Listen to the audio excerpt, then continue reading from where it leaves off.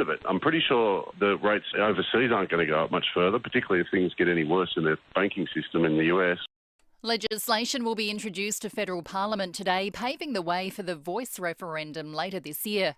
The bill's designed to amend the constitution and create the proposed Indigenous advisory body. It'll be sent to a special committee for review, and the government hopes to pass the laws through both houses at the end of June.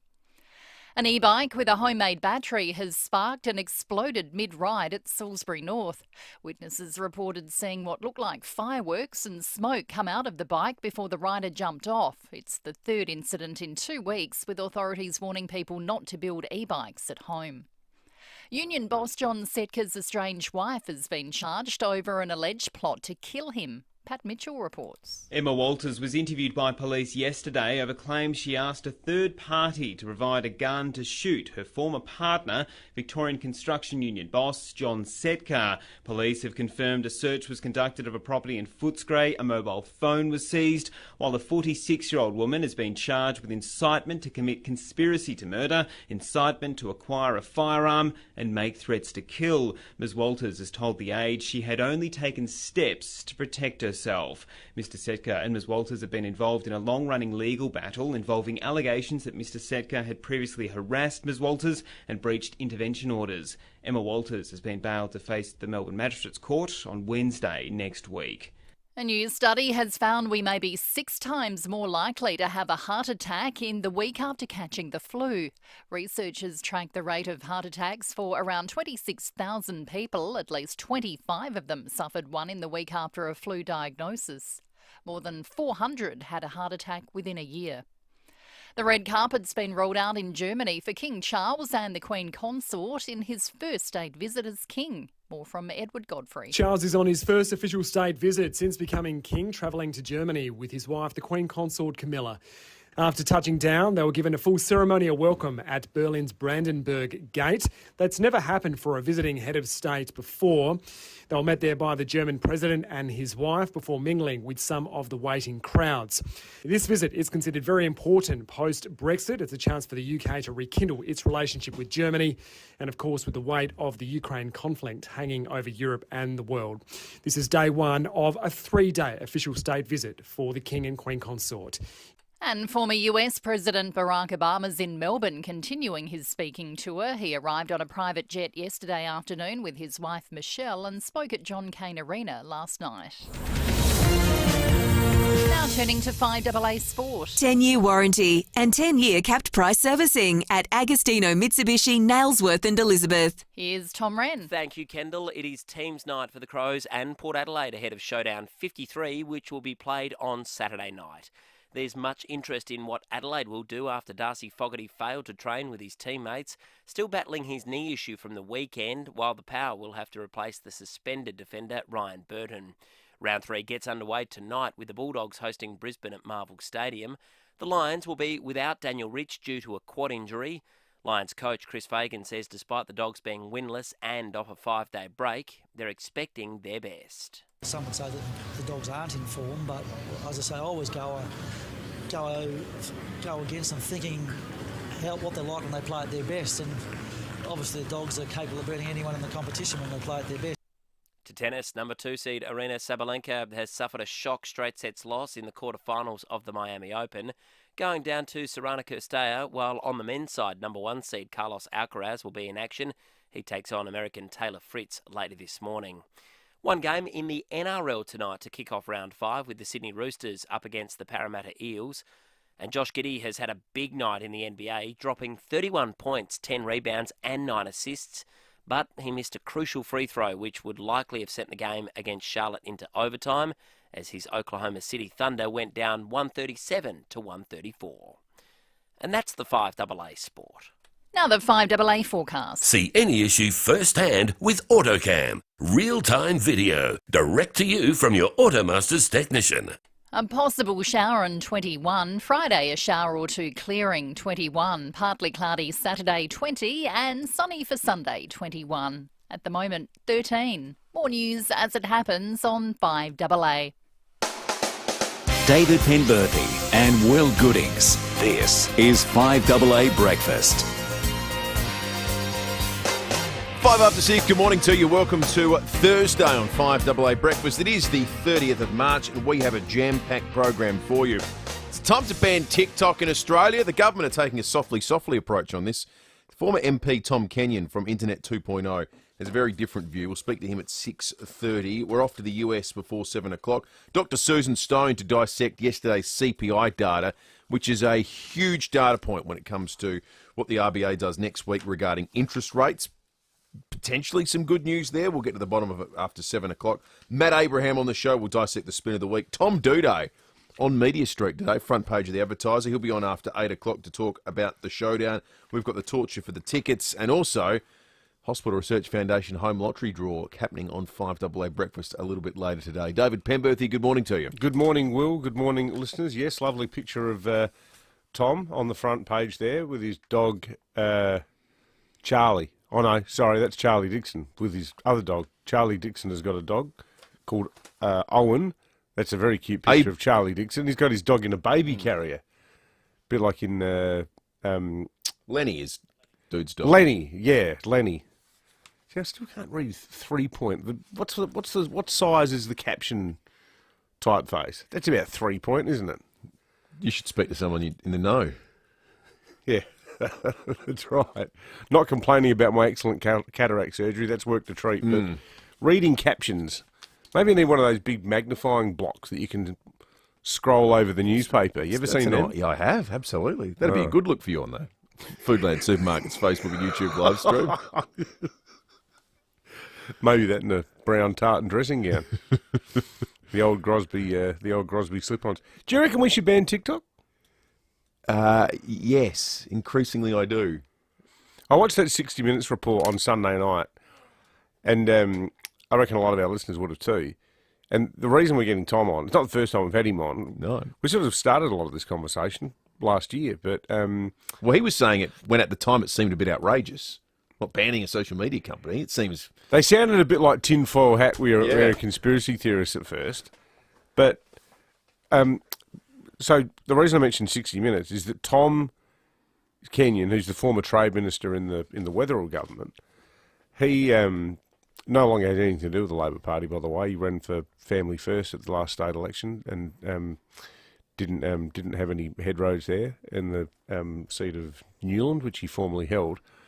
But he's got a few different irons in the fire. He's big on national security stuff. And he's a director of this Internet 2.0 company that was on 60 Minutes. And they're emphatic that it needs to go. Well, there's some comments that have come from the Prime Minister's office in the last 24 hours that say they've got an agnostic approach, whatever that means, to the question of banning TikTok. There's clearly some genuine fears about what it would mean for our relationship with China, given there are some signs that it's on the mend, at very least at a commercial level, and at an educational level too. There's been some re-engagement with universities and students and so on and so forth. I presume they're concerned about that. But when the UK and the US and our major allies are talking about doing it, I just don't see if there's any way that it's not an inevitability here. Well, it's a bit like Huawei, where initially we were reasonably open-minded about Huawei. But then when the Brits started saying, no, we're not going to have anything to do with them, we sort of tend to... I mean, we might be a bigger nation than we sometimes think we are, but in terms of our behaviour, we tend to do exactly what America and Britain do. And when it comes to China, we just don't want to be the first to call for or do things, because we saw how that played out with COVID. Calling for an investigation into the origins of COVID, which, on reflection, should have been the least outrageous thing anyone had ever claimed. This whole pandemic that had shut down the world for 3 years, we might want to know where that came from. But no, that was a gross offence as well that saw the lobster industry and barley and so on and so forth all have their trade relationship completely severed. Until now, these things are starting to come back online, which is sort of why the government's been a bit trepid. But the reality is, this is a company that takes swathes of personal data, makes no bones about it, and is ultimately answerable to the Chinese Communist Party. You know, this is not being operated by some sort of loose billionaire in Silicon Valley. Yeah. My question, though, is to you folks, what does it matter if we do ban it? Is TikTok part of your life? I wonder how many of our listeners...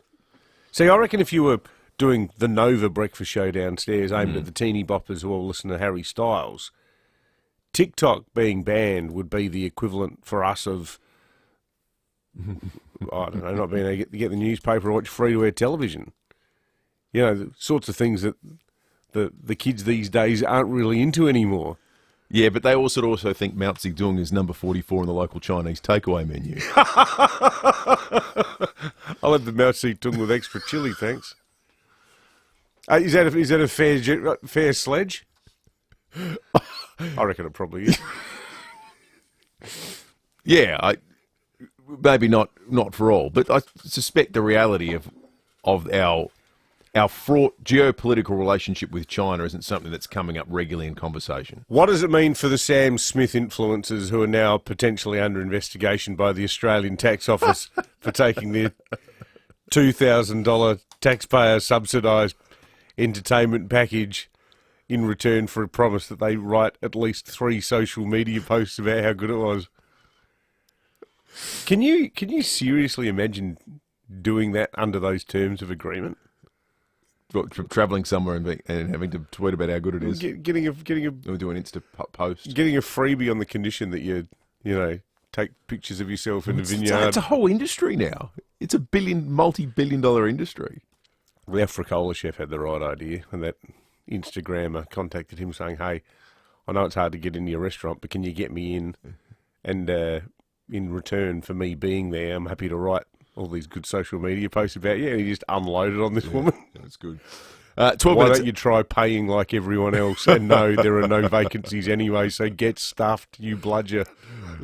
I love Africola, great restaurant. 8223 is our number. You can text us on the Dutton's text line or jump on the Foodland Supermarkets Facebook and YouTube live stream. We've got news headlines coming up for you next. Purchase a new vehicle in stock now from Adelaide BMW and receive a 5-year, 60,000-kilometre BMW service inclusive basic package, 5-year manufacturer's warranty, plus selected models will receive a $5,000 trade-in bonus. Don't miss out on this incredible opportunity to drive away in a new BMW. Only from Adelaide BMW. Terms and conditions apply. Don't wait. Visit Adelaide BMW, 36 to 40 West Terrace, Adelaide. LMCT 105386. Meet Marcus Pare, South Australian Assistant State Secretary of the CFMEU. We want to try and be a diverse industry, and I think that's where our power as a union comes from. I encourage any women out there, if you're looking at a different career opportunity, to get into construction and also to reach out to the union and just ask questions about what are the best avenues about getting the correct and proper training to get into the industry. So, yeah. We built this city. The CFMEU, your union of opportunity. Want to know the secret to feeling happy at home? It's having neighbours you love knowing, spaces you like going, and enjoying peaceful gardens where someone else does the mowing. Lendlease Retirement Living have 4 villages across South Australia where you can embrace all of this. Join Lendlease for a tour and discover the joy of retirement in a community that cares. Call 1-800-550-550 or search Lendlease Retirement Living and start enjoying a life of delight today. You don't have to jump on a plane to find pals from around the world, or even leave the airport. Powerfield Airport Liquor Store has thousands of pals in a huge old airport hangar. So maybe their pals are whiskies from Scotland, Ireland and Japan, but that's just some of their pals. With over 300 craft beers, 500 whiskies and over 2,000 wines. New pals from around the world are closer than you think. Powerfield Airport Liquor Store. Pals, next to Roulette's Tavern, Kings Road, Powerfield. 9 News is made in Adelaide for Adelaide. And has been since 1959. I'm Kate Collins. And I'm Brenton Raglas. Join us for 9 News tonight at 6. David Penberthy and Will Goodings. 5AA Breakfast. 15 minutes after 6, news headlines time on this Thursday, the 30th of March. SAPOL has released the stats from a recent 3-day statewide blitz on seatbelts. Nearly 40 motorists or passengers were busted during Operation Belt Up. Of the 39, 23 really received an expiation. Investigations into road fatalities so far this year show that 4 people who have lost their lives in crashes were not wearing a seatbelt. I've got to say, these days, being in a car and not wearing a seatbelt, you feel almost undressed. So you feel like you're doing totally the wrong thing. Because your car usually goes bonkers. Oh, well, my car goes bonkers. My car needs no encouragement to go bonkers. You know, one of the safety features is when you open the window, a little talk button appears on the dashboard and it says, close open window, and then it's got two tabs, yes or no. It's like, well, no, given that I just opened the window, you're pretty comfortable with that choice. I might not close it. Yeah. My grandmother would have found Operation Belt Up hilarious. It was a lifelong gag.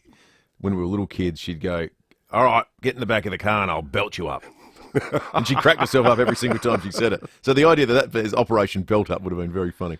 You're young enough to have had seat belts in the back seat. I can remember not having them. Of course. On those big sliding bench seats where you just roll around when you turn corners. There's been a staggering increase in the number of Australians inquiring about bipolar disorder.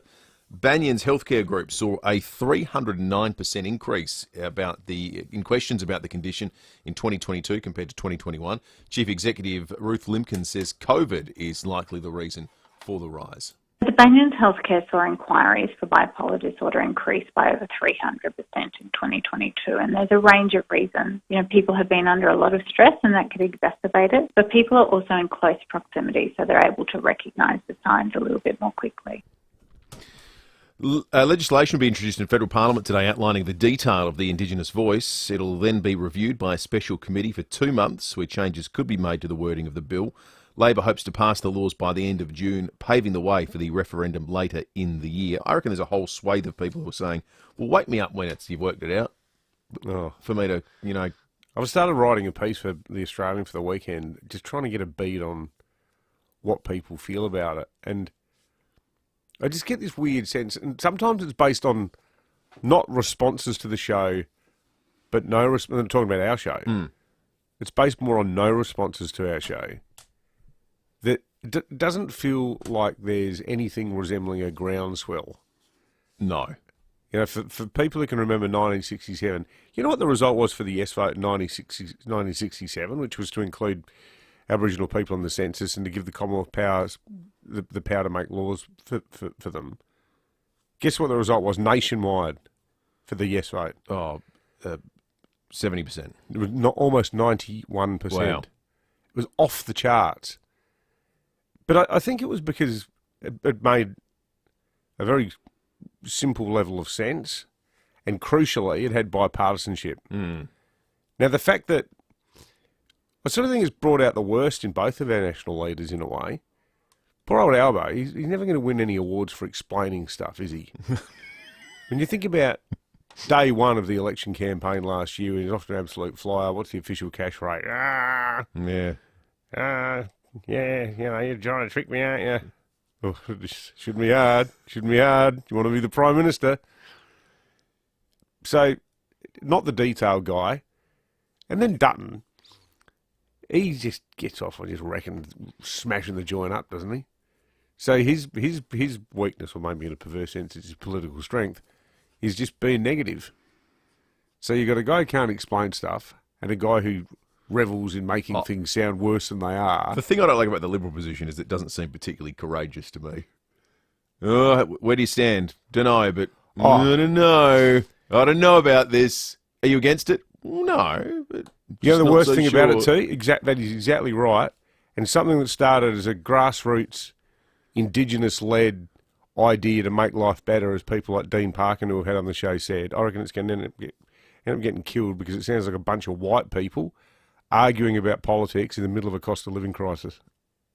That's exactly right. It's the worst time you could have imagined to possibly try to have this debate. We got more feedback when I talked about my $9.50 snow peas than we have ever talking about The Voice. Comfortably. Speaking of which, economists say the latest inflation data provides a snapshot of where the country's at and where interest rates might be headed. The figures show the cost of living rose 6.8% for the year to February. Now, the reason that's good news, despite it being an increase of 6.8%, is because it's slightly lower than the rate at which we've been going up previously, and it's slightly lower than what essentially everyone was predicting the CPI would come in at. AMP economist Diana Messina believes rates could stay on hold next week and may even be cut in the months ahead. We think that the RBA has finished its hikes for this cycle. After April, maybe if the banking crisis doesn't get any worse, maybe they decide to do one more. Our base case is still that we have no more And by the end of the year, yes, we actually do anticipate that the Reserve Bank will be cutting the cash rate. So AMP said that. I read Westpac's report this morning. They suggested something very similar. The vast majority of economists now suggesting that that next week might see a hold now. There are still some people that are sceptical of the CPI data because of the role travel played in suppressing the overall inflation number, but we'll see what Philip Lowe makes. What role did travel play? Travel went from being a significant factor in, seasonally, as you might imagine, in December, January, to not now. Oh, right. So people spent less on travel because everyone's back at work. And travel is one of the values. If you take out travel, for example, the annual movement is 6.6%. It was 6.8% in January. So it's actually a modest reduction when compared to, with it's all included, it's 6.8 and 7.5, I think, from memory. Otherwise, it's only 0.2% difference. Otherwise, it's only 0.2% difference. You know how fast the banks are to pass on interest rate rises, official cash rate rises? I reckon there's a chance that when the bank starts, if the bank starts putting it down, yeah, right. If the bank starts putting rates down, how many of the banks are going to go, oh, all right, we better hurry up and put them down? I reckon they'll leave them for a while, or they won't put them down by the full amount. Well, it'll be interesting because it feels like the perfect environment for them to go. Oh no, look, we've still got concerns. We've seen what's happening overseas. Credit Suisse, yeah, Silicon Valley Bank. Can't be too careful. That's right. Yeah, possibly, but I'd like to think there'll be some other. That's when you'd like to see some of the smaller banks step up and offer deals to get people across that are out there that people just don't pursue, and I'm one of them, as often as we should. Oh, who does? I did it once, and I tell you what, through all the paperwork and the rigmarole, it's clearly designed so you don't do it twice. Did you do it on your own? Yes. Or did you get a financial broker to help you? No, we did it on our own. Get a financial broker to help you? Yes. We will be next. And you don't have to pay them up front. You can pay them out of the money that you save. But you know what you save yourself the most? Sanity. Yes, I like the sound of that. I've only got a limited amount remaining. Top of 21 today. Outside at the moment, it's 13 point. In fact, it's just gone down to 13 degrees flat. It's cold out there. 21 the top today. Baby, it's cold outside. Can't say that anymore. It's been cancelled, that song. Yeah, up to right. 1 mil of rain. Tomorrow, 21 and up to 1 mil of rain. Showdown day, 20 and clear.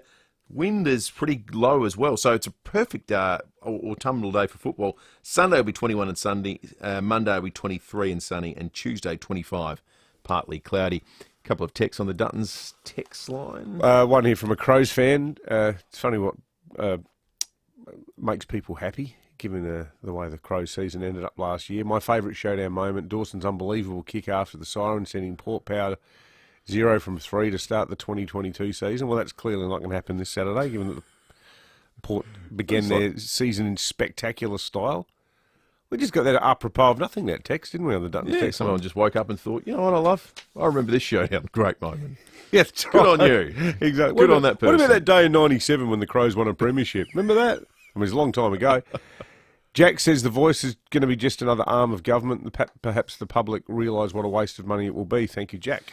The Duttons text line, 3 dealerships and 10 franchises in the Adelaide Hills and Murray Bridge. Duttons, easy to do business with. Talking TikTok with Tom Kenyon from Internet 2.0 in just a moment. But first, we're going to turn our attention to sport. Get 10-year warranty and 10 years cap price servicing on the new Mitsubishi Outlander at Agostino Mitsubishi. Tom Wren is making his way into the studio, as you can see on the Foodland Supermarkets Facebook and YouTube live stream. Morning to you, Rennie. Morning to you, Will. Morning, David. Look, Thursday night, plenty of intrigue on the teams, isn't there? The Crows and Port Adelaide, not a good sign when you don't hit the main session with the rest of your teammates, and that's what happened with Darcy Fogarty yesterday. So, have to wonder. You called it at the time, Will. When he went down, we were like, "Oh, I hope he's okay. I hope it's the not the back or the broken arm like Jeremy Howe had, but it was the knee." He landed heavily, didn't he? It was a big collision, and Was that from that mark, that attempted mark, where he came down like a sack of spuds? Yes. So he's had, 2 scans on it now. He didn't train yesterday. It doesn't feel good. I mean, you go to training a lot, so you would get a sense of these sorts of things. Yeah, and it doesn't look great. And that last quarter, I mean, we saw it. He kicked that goal, but he was barely going. He couldn't move. No. So I really worry for Fogg, and I really worry for my Coleman medal bet, to be honest. But what do you reckon he's done to it though, Tom? What's your well, he's got a medial strain, which you can jab them up, but it's once you go down that path, very. He didn't break anything. Didn't break anything, but it's a medial strain. I think he needs a week or 2 off. Isn't the story of Darcy Fogarty that 12 months ago he was struggling to make the team, and right now we talk about him as though he's a critical piece. If he goes down, well, he's the linchpin of the Crows forward line. And do you know what, Will? You make a good point. They're a much better side with him in there. But if he doesn't play, sometimes out of necessity, you get these great opportunities. Riley Thilthorpe is surely the one that comes in. Yeah, absolutely. And he should be playing. Yeah.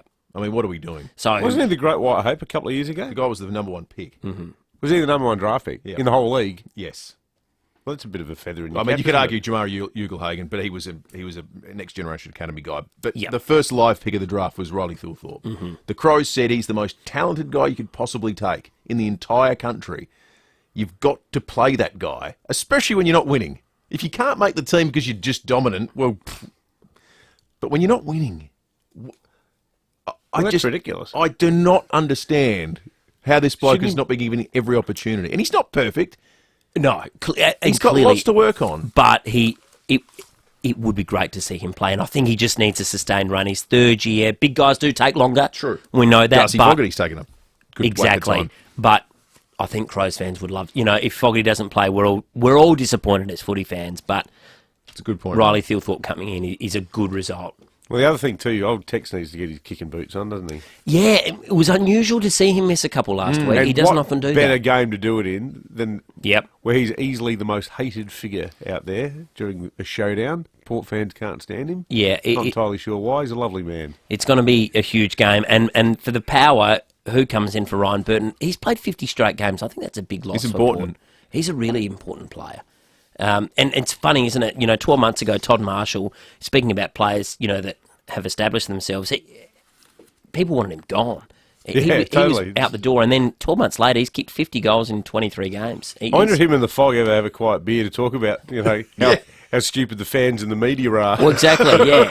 The fickle nature of it all. So, look, lots of storylines, but we'll know tonight, Timmy G and Treaders, they'll have the full teams in literally just under 12 hours. So, can't wait for that. We don't want to preempt the time. We should ask you tomorrow for your tip about who you think is going to win. We'll do the tips tomorrow. Yeah, for the showdown, just for the showdown. Yeah. And what did you think? Front page of the paper, the pooches for the dogs? Have you? Oh, I think it's getting the dogs involved. It's starting to get really personal. I would have thought. Leave the pets out. The dude, he's on there, so you might have to ask him. Yes, Lenny.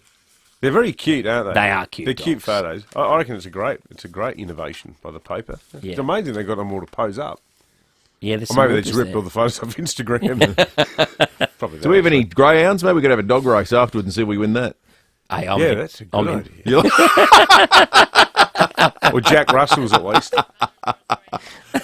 Lucy's saying she's got some greyhounds. I kind of more went for the showdown. They're beautiful pets, greyhounds. Does Lucy own greyhounds Great as dogs. pets? Have you got greyhounds as pets, Luce? The mother-in-law has got them. Good stuff. A mate of mine's got a greyhound. They're good beautiful dogs. animals. Good work, Rennie. Great Thanks, temperament. boys. 10-year warranty. Undeserved reputation. Yep. 10-year warranty, 10 years cap price servicing. Agostino, Mitsubishi, Nailsworth and Elizabeth. The store-wide savings spectacular is now on at Specsavers. Get any pair with standard multifocals for just $199. Choose from all the frames and all the big designer names, like Tommy Hilfiger, Country Road, Ted Baker, Carla's and Patty, and more. But don't miss out, limited time only. So to save on multifocals, should have gone to Specsavers. Conditions apply. When was the last time you serviced your life jacket? Do you know which life jacket's right for you and your family? Remember to always check your life jacket for wear and tear.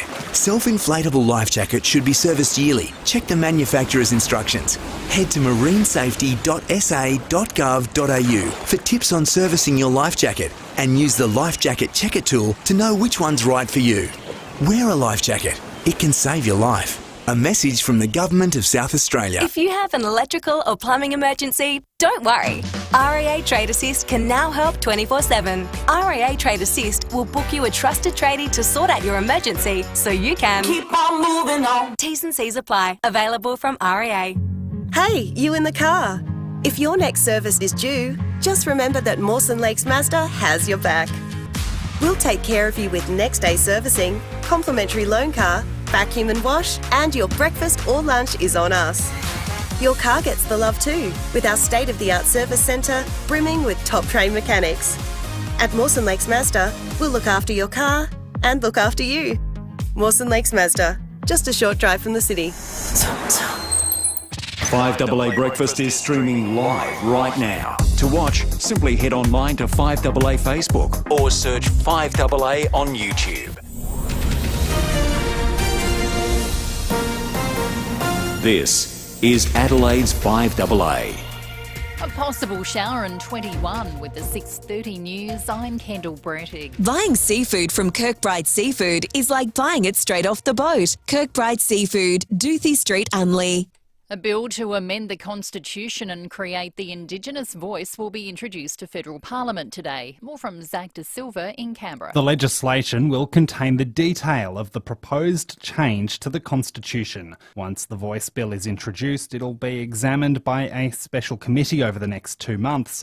There's a chance the wording could be tweaked before MPs and senators vote on the bill in June. Once the legislation is passed, it paves the way for the referendum to take place, where all Australians will be able to decide whether or not they support an Indigenous voice to Parliament.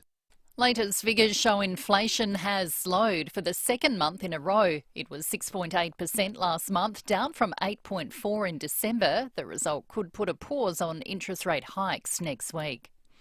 The message about wearing seatbelts isn't getting through to all road users. Mel Usher has details. SAPOL has released the stats from a recent 3-day statewide blitz on seatbelts. Nearly 40 motorists or passengers were busted during Operation Belt Up. Of the 39, 23 received an expiation. It was a better result compared to a similar operation in November, which resulted in 71 seatbelt offences, but police say it's still not good enough. Failing to wear a seatbelt remains a significant factor in deaths and trauma on our roads. Investigations into road fatalities so far this year show that 4 people who have lost their lives in crashes were not wearing a seatbelt. Victorian construction union boss John Setka's estranged wife has been charged over an alleged plot to kill him. Emma Walters was interviewed by police yesterday over claims she asked a third party to provide a gun to shoot her former partner. Police have confirmed they searched her Footscray property and a mobile phone was seized. The 46-year-old has been charged with incitement to commit conspiracy to murder. She denies the allegations and says she'd only taken steps to protect herself. Marvel star Jeremy Renner has broken down, saying he apologised to his family after almost being killed in a snowplow accident. Jonathan Kersley reports. Jeremy Renner's first television interview since the January 1 accident is with veteran US presenter Diane Sawyer. The Hawkeye actor says he chose to survive and was trying to save his nephew from being struck by the snowplow when he was crushed. Renner broke 8 ribs, a knee, an ankle, a leg, fractured his eye socket and his lung collapsed. And then, like, what's my body look like? Am I just going to be like a spine and a brain, like a science experiment? The actor has continued with his recovery. The interview will be aired in full next week. Now turning to 5AA Sport. Get 10-year warranty and 10 years capped price servicing on the new Mitsubishi Outlander at Agostino Mitsubishi. Here's Tom Wren. Thank you, Kendall. It is teams night for round 3 in the AFL with Crows and Port Adelaide to release their sides ahead of Showdown 53. That's being played on Saturday night. Adelaide will have to make at least one change with Paddy Parnell set to come out through concussion, while the Power has to bring in someone for the suspended Ryan Burton. The round gets underway tonight with the Bulldogs hosting Brisbane at Marvel Stadium. To tennis and disappointment for second seed Aryna Sabalenka, who's been beaten at the Miami Open in straight sets. Craig Gabriel says the Australian Open champion was just not with it on court. Sabalenka suffered her third loss of the year. It was very disappointing to see her play the way she did. She's been slightly bothered by an upper leg injury, which happened a couple of matches ago, but she just didn't look comfortable with her game. It was almost the Sabalenka of old, as she was beaten 6-4, 6-4 in an hour 25 by Romanian Sorana Castella. But while the Australian Open champion had low percentages across the board, there should be full marks for Castella with how she played and her focus. Meantime, on the men's side, Italian Yannick Sinner is up a set and a break of serve in his quarter-final clash at the Miami Open against Finland's Emil Rusevore. And in some cricket, 19-year-old Phoebe Litchfield has been named in Australia's squad for the Women's Ashes. Meantime, Adelaide strikers spin king Rashid Khan is back on top of the ICC men's T20 player rankings. That's after leading Afghanistan to a 2-1 series victory over Pakistan. And that's the 5AA Sport. Now the 5AA forecast. See any issue firsthand with AutoCam. Real-time video, direct to you from your Automasters technician. A possible shower and 21 today. Tomorrow, a shower or two clearing 21. Partly cloudy Saturday 20 and sunny on Sunday 21. At the moment 13. More news as it happens on 5AA. David Penberthy and Will Goodings, 5AA Breakfast.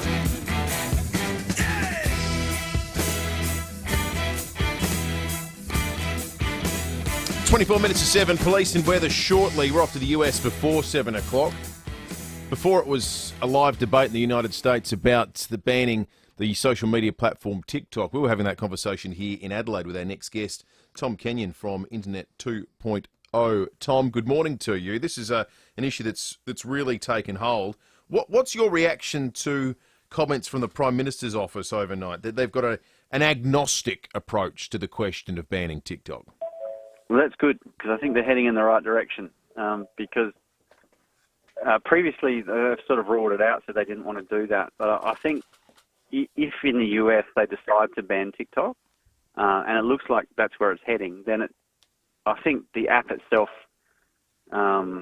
faces some problems commercially. I mean, that's their biggest market, and if the US does it, it makes it easier for us to do it here, and it damages TikTok anyway. It becomes much less of an app if it's banned in the US. Tom, we say this with the utmost respect, and I'm sure you'll see the funny side of it, but we were saying that when we first had you on the show, there was this sort of knee-jerk view among some people that it's only the sort of mad anti-China paranoids and conspiracists who are so upset about it. But since then... So that's you and me, Dave. Yeah, that's right. Because I think we did the first story about it about a year ago in Australia. But but since then, though... The level of detail, and it's your company, Internet 2.0, that's done so much of the lead work on it here, and we saw the 60 Minutes program the other night. I think people are a bit sort of dispassionate about it, have actually looked at it and gone, well, actually, why do they need to harvest so much of our data?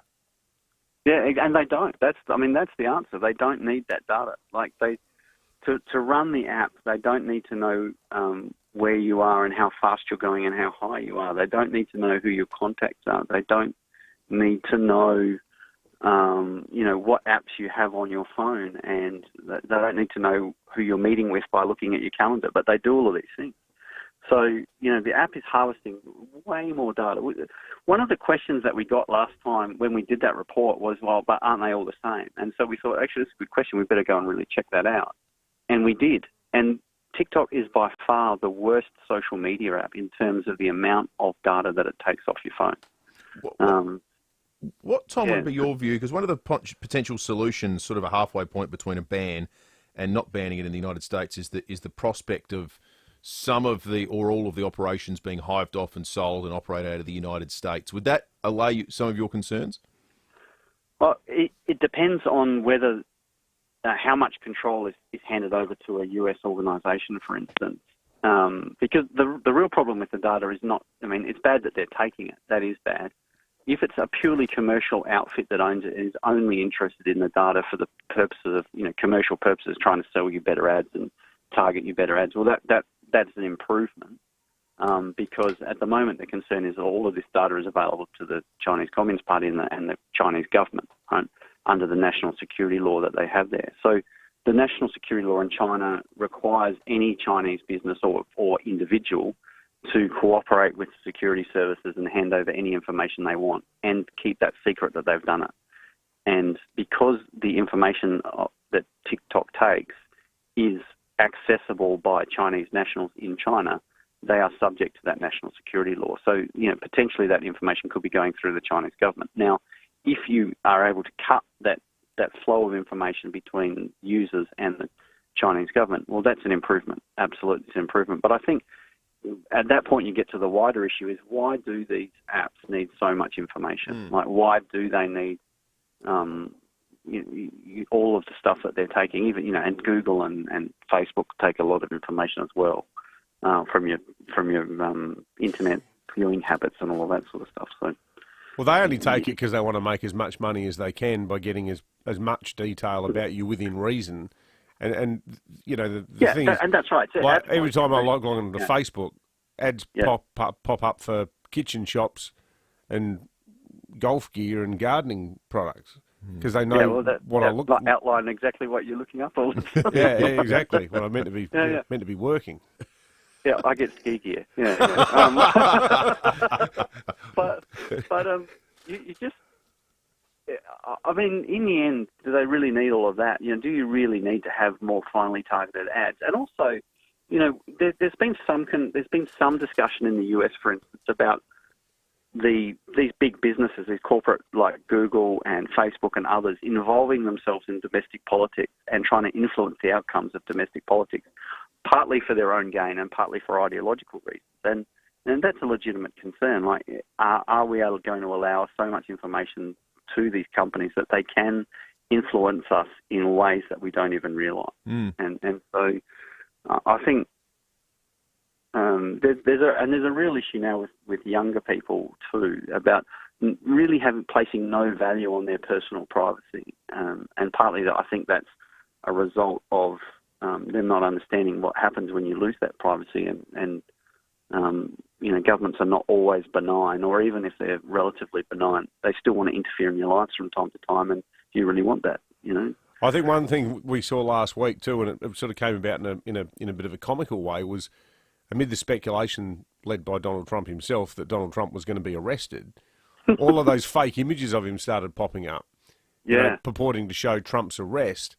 And like, if you think that like AI or rather manipulation of images could become a weapon of propaganda and a weapon of war, then what better way to distribute it than to make sure that everybody has a video-driven app in their hands where you control all of the content? Yeah, because that's exactly right, and it is. In fact, that exact scenario, like I like reading novels, to sort of mindless novels, and that scenario pops up sometimes. That deep fakes send the government in a direction this way, and then a foreign power acts in that way, and so it's not beyond imagination that it would happen. But I just think that it's because people's the way people are consuming news now is through social media, and so you can't out tabloid social media. I mean, it's the sort of the, well, depending on how you view tabloid, it's highest or lowest form of tabloid, right? So, and there's none of the traditional journalism that had, check with 3 sources and verify this and verify that and take your time a little, you spend that time to make sure what you're saying is accurate. That's the effect of social media has been sort of throw that out the window, and people see something and they treat it almost with the same, credulity, in the same way they would treat a newspaper, which has a much higher level of delivery against truth, and it can change people's perceptions and set the agenda or set the rules of people's perception about an issue in the space of 2 or 3 seconds, and then you have to try and walk back, and it's so hard when you to get it back once people think they believe something. Yeah, or 100%. Something to be true. Yeah, absolutely.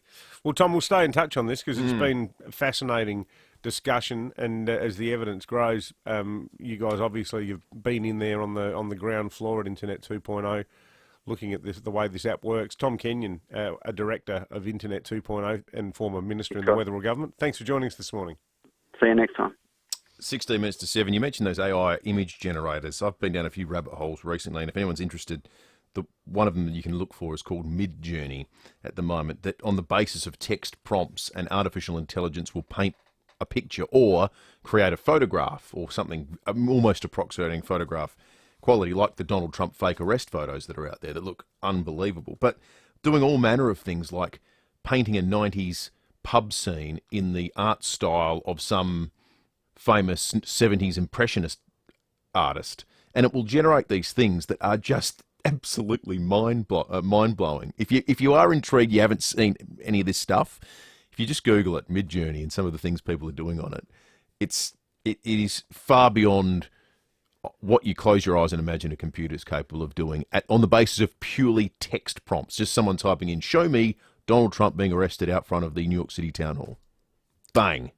Photograph. It's incredible. And I don't think people have really thought through how potentially dangerous all that stuff is. I mean, you think about things like the Israel-Palestine conflict, And you look at like the Israeli Defence Forces on Twitter, just with trademark sort of Netanyahu-esque swagger every time they bomb something, and putting up tweets about it with images. Yet the other side, the Palestinian cause, constantly putting up images of injured Palestinian or even dead Palestinian children, saying this is what Israel does. And you think so much that whole battle is being fought in social media involving the use of images.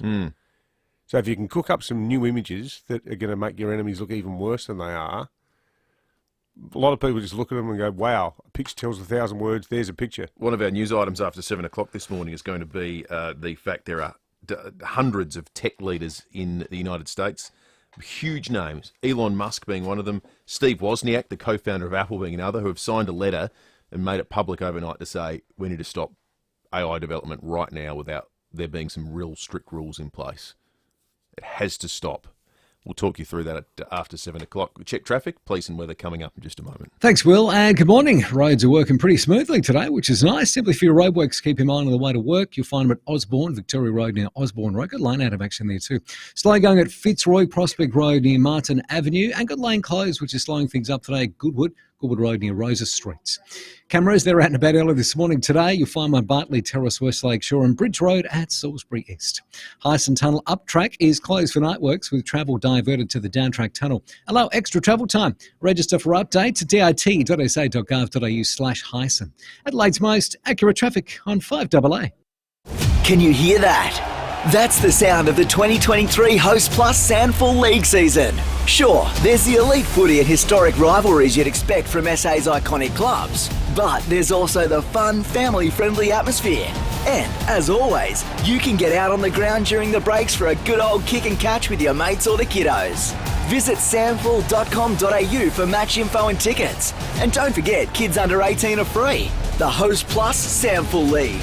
Nothing beats it. Wella, wella, wella. Everybody's gonna buy Hoyt's spices.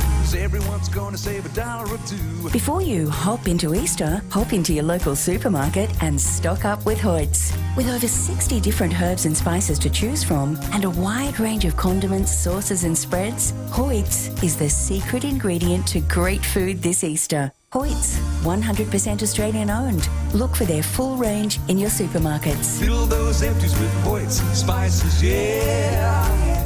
You want your mind to be alert and healthy as you get older, but you also want it working at peak performance today. Frank Caruso's experienced team has developed Caruso's Mega Memory just for you. The herbs in Caruso's Mega Memory improve memory, learning ability and cognitive performance, and support brain function and mental concentration. Caruso's Mega Memory is made in Australia and comes with a 100% money-back guarantee. Caruso's Mega Memory is available from leading health stores and pharmacies. Always read the label and follow the directions for use.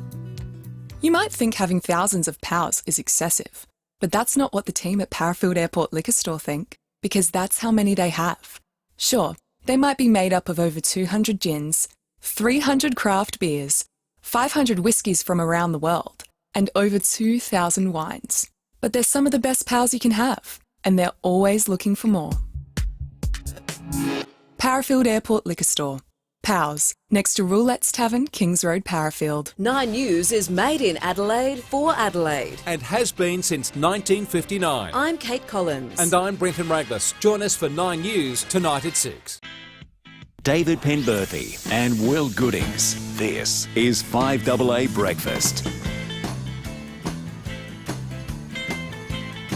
11 to 7, 30th of March. Time to check in with the Weather Bureau. Hannah Marsh is the senior forecaster on duty this morning. Hannah, take us through today, tomorrow, and what the weather's going to do for Showdown Day on Saturday.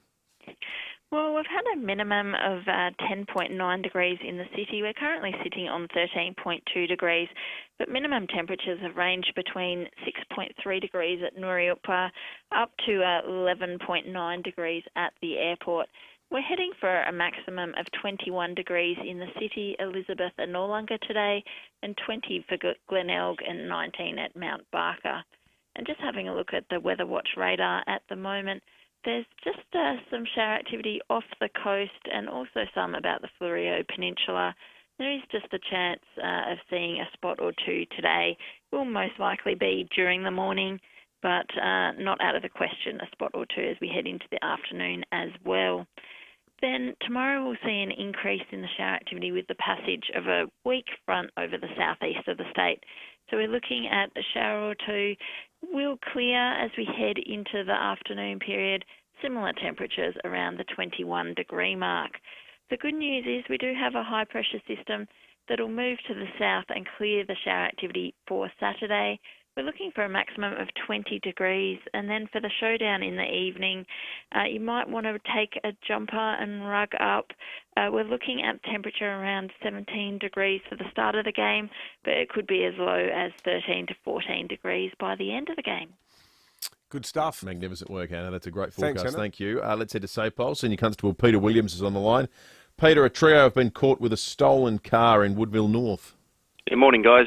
Just before 1:30 this morning, patrol spotted a stolen Volkswagen sedan with 3 occupants on Torrens Road. Police didn't pursue the vehicle but followed it to a service station on South Road at Ridleyton. Police approached the vehicle and spoke to a 42-year-old from Strathalbyn, a 45-year-old from Davern Park and a 26-year-old from Kilburn and charged them all with illegal use of a motor vehicle. The Strathalbyn man was also charged with driving unlicensed. The trio have been refused bail and will appear in the Port Adelaide Magistrates Court later today, and the vehicle had been stolen early hours of Wednesday morning. Peter, also on that side of town, a Cheltenham couple have been caught stealing petrol, and apparently they've been up to no good pinching petrol for a few months now. Yeah, a couple of entrepreneurs. I'm not sure if they can go on that TV show, The Fish Tank or whatever it's called, but they've been arrested in connection with systematic theft of fuel across the metropolitan area. It'll be alleged that since August last year, they've stolen large quantities of petrol and diesel from a number of service stations being modified with a Toyota Hiace van. Police are investigating about 90 individual reports of theft that this vehicle and occupants have been involved in. Thousands of dollars worth of fuel pumped into the van, jerry cans and tanks inside the van, and then paid for with a stolen credit card. This year, though, however, they upped the ante and decided to stop using the stolen credit card and just decided to drive off instead. Following an investigation on Saturday, Western District Police attended a Cheltenham address and arrested 2 suspects and seized a van that had a modified 1,000-litre fuel tank, which had been fitted with a bowser, hose and a pump to distribute the stolen fuel. Police also located and seized 2 gel blasters from the property. So a 28-year-old woman and a 33-year-old man from Cheltenham were arrested, charged with multiple counts of making off without payment, possessing a firearm without a licence and breach of bail.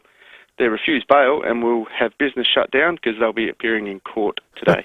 So I wanted to hear more about their car. So it was a modified Hiace van, and so it could store... 1,000-litre fuel tank in the back.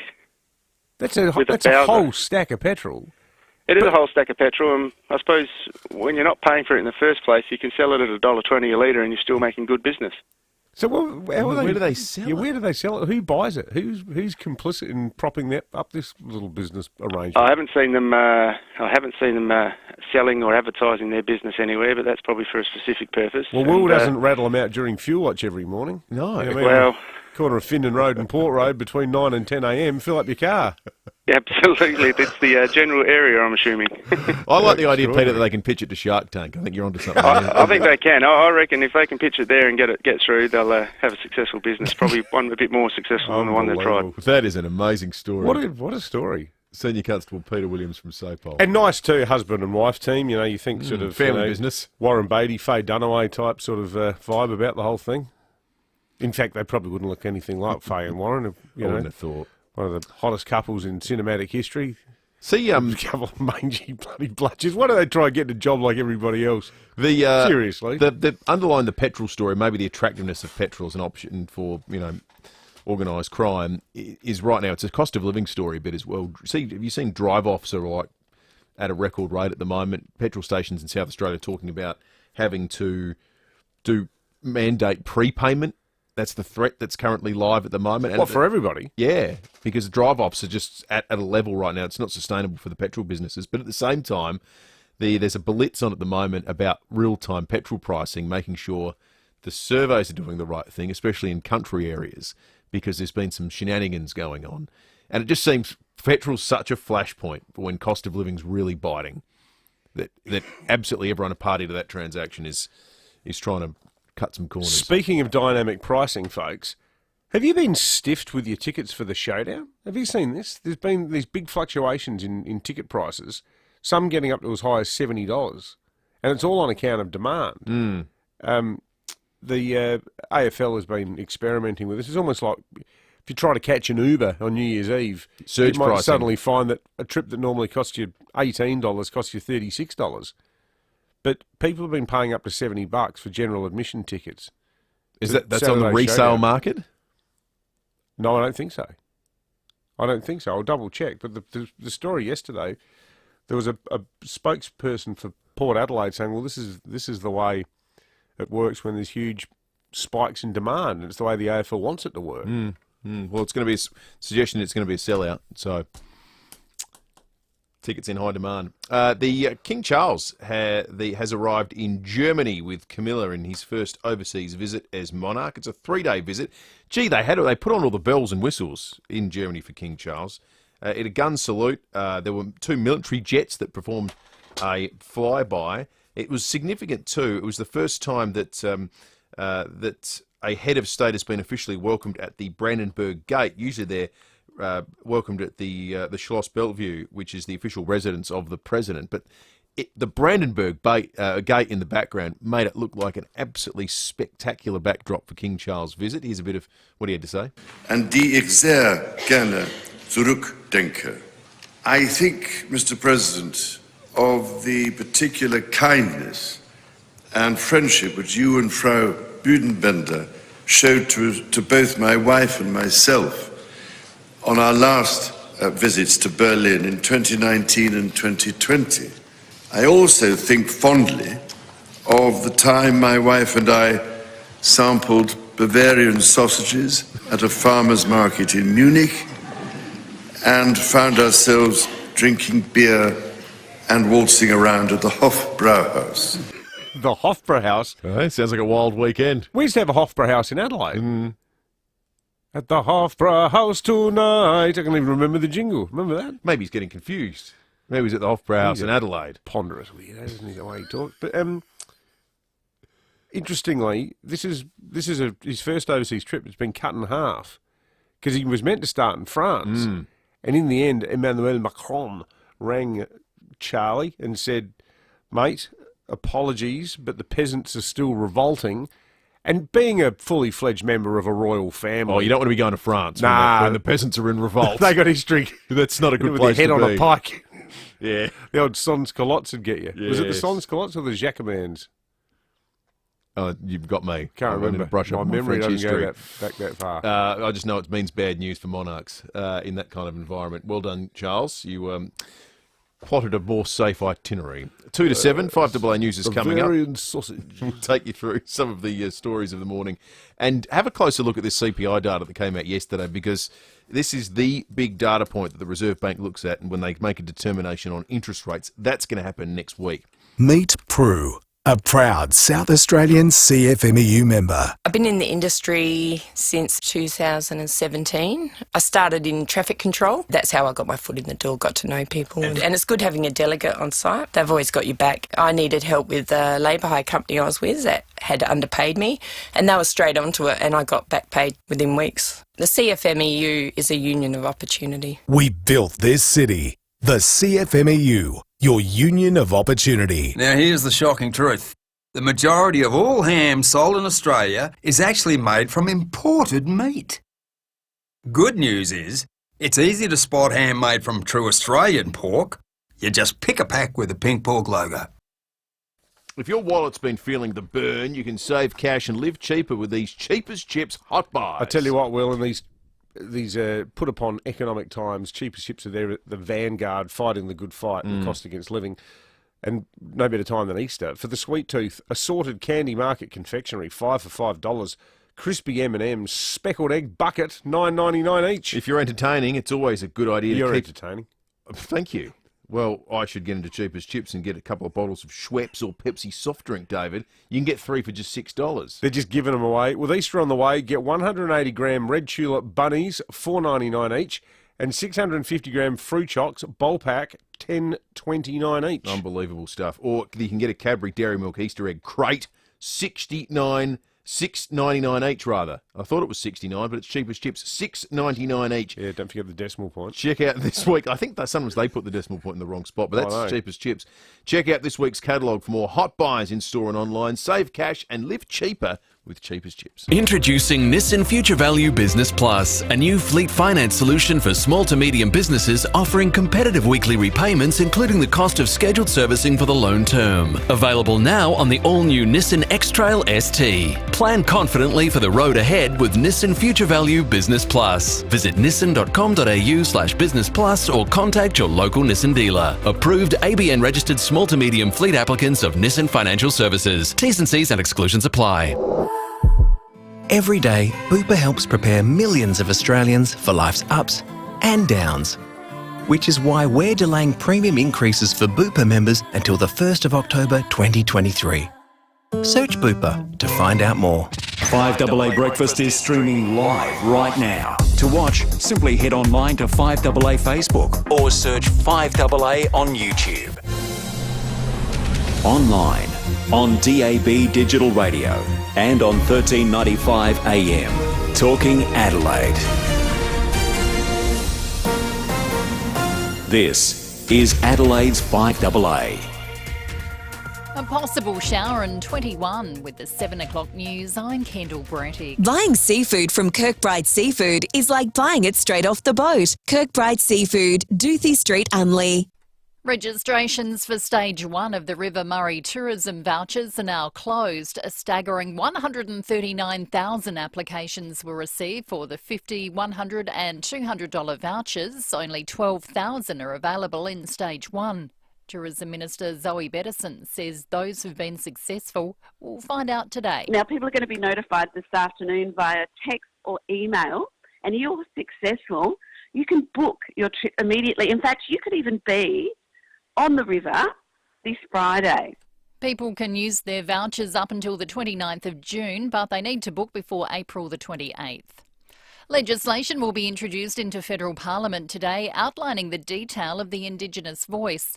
It'll then be reviewed by a special committee for 2 months where changes could be made to the wording. Labor hopes to pass the laws by the end of June, paving the way for the referendum later in the year. The estranged wife of union boss John Setka has been charged over an alleged plot to kill him. Isabella Stavskovsky reports. Emma Walters is the estranged wife of CFMEU boss John Setka. The former lawyer is accused of attempting to acquire a gun and making threats to kill. Investigators searched her home in Footscray yesterday, taking a mobile phone. She's now been charged with incitement to commit conspiracy to murder, incitement to acquire a firearm and making threats to kill. She denies all of this and says she is innocent and has only taken steps to protect herself. The 46-year-old has now been bailed and will return to court on April 5.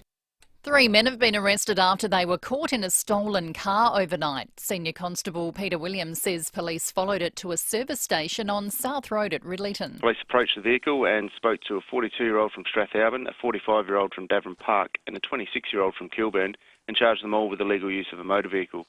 The Strathalbyn man was also charged with driving unlicensed. The trio have been refused bail and will appear in the Port Adelaide Magistrates Court later today, and the vehicle had been stolen early hours of Wednesday morning. Seatbelts are in the spotlight after a 3-day statewide blitz.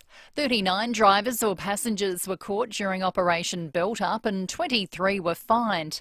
SAPOL says failing to wear a seatbelt remains a significant factor in deaths and trauma on our roads.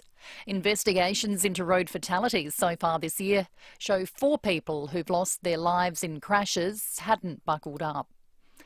More than a third of Australian teachers intend leaving the profession before retirement, blaming the excessive workload as the main reason.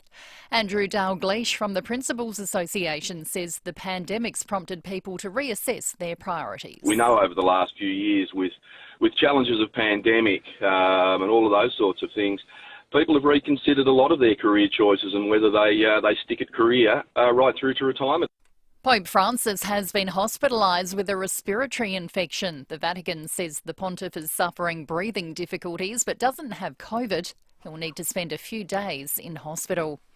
And 38 people have been killed in a fire at an immigration detention centre near the US-Mexico border. Migrants fearing deportation set a mattress alight inside the facility. 29 people have been injured. Now turning to 5AA Sport. 10-year warranty and 10-year capped price servicing at Agostino Mitsubishi, Nailsworth and Elizabeth. Here's Tom Wren.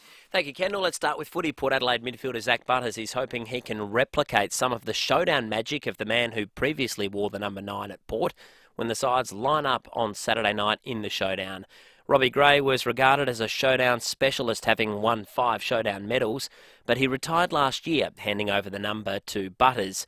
And Butters has told Channel 9 it's an honour to wear that number now. Definitely felt honoured and privileged to have the opportunity to take the number on, and now I've taken on. Just looking forward to doing my respects with it and hopefully playing some good footy in it, and if anything, just making Rob proud. The Australian Grand Prix chairman wants future Formula One races in Melbourne to be held under lights. Jordan Tunbridge reports. Paul Little has outlined his vision for Formula One racing at the Albert Park circuit. The Australian Grand Prix chairman telling the Herald Sun he'd like future races to be held at night. He says it would generate more interest and boost TV ratings, installing lights the only cost barrier. It is the first time an AusGP chair has suggested a night race, his predecessors in the role shutting down the idea. There are currently 6 night races on the F1 calendar held in Singapore, Bahrain, Saudi Arabia, Qatar, Abu Dhabi and Las Vegas. Mr. Little has also suggested extending the event from 4 days to 6 amid increasing demand for tickets. And briefly elsewhere, Josh Giddey has starred with 31 points, 10 rebounds and 9 assists, but unfortunately his Oklahoma City Thunder was beaten by 3 points. That was against the Charlotte Hornets. And FIFA World Cup winner Lionel Messi has scored his 100th goal for Argentina. That was in a 7-0 rout over Curacao. And that's the 5AA Sport. Now to the traffic. Toyota Genuine Service ensures your Toyota vehicle receives expert care and attention from Toyota trained technicians. At Fullerton, got lights out of action on Fullerton Road at Crossroads. Seeing delays inbound there. Outside of that, road's looking pretty good for the driving today. Got a lane closed at Outer Harbour, Victoria Road near Sir Keith Smith Drive. Goodwood slow with a lane closed, Goodwood Road near Rosa Street. And cameras are out and about early. No rest for the wicked. You'll find the May Terrace, Lockleys and Murrell Road at Para Hills. The King Autumn Sale is on now. Up to 50% off Australian Design Award-winning furniture. Sale on now. Visit the King Keswick showroom today. Adelaide's most accurate traffic on 5AA. See any issue firsthand with AutoCam. Real-time video. Direct to you from your Automaster's technician. A possible shower in 21. Tomorrow, a shower or two clearing, 21. Partly cloudy Saturday, 20. And sunny for Sunday, 21. At the moment, 13. More news as it happens on 5AA.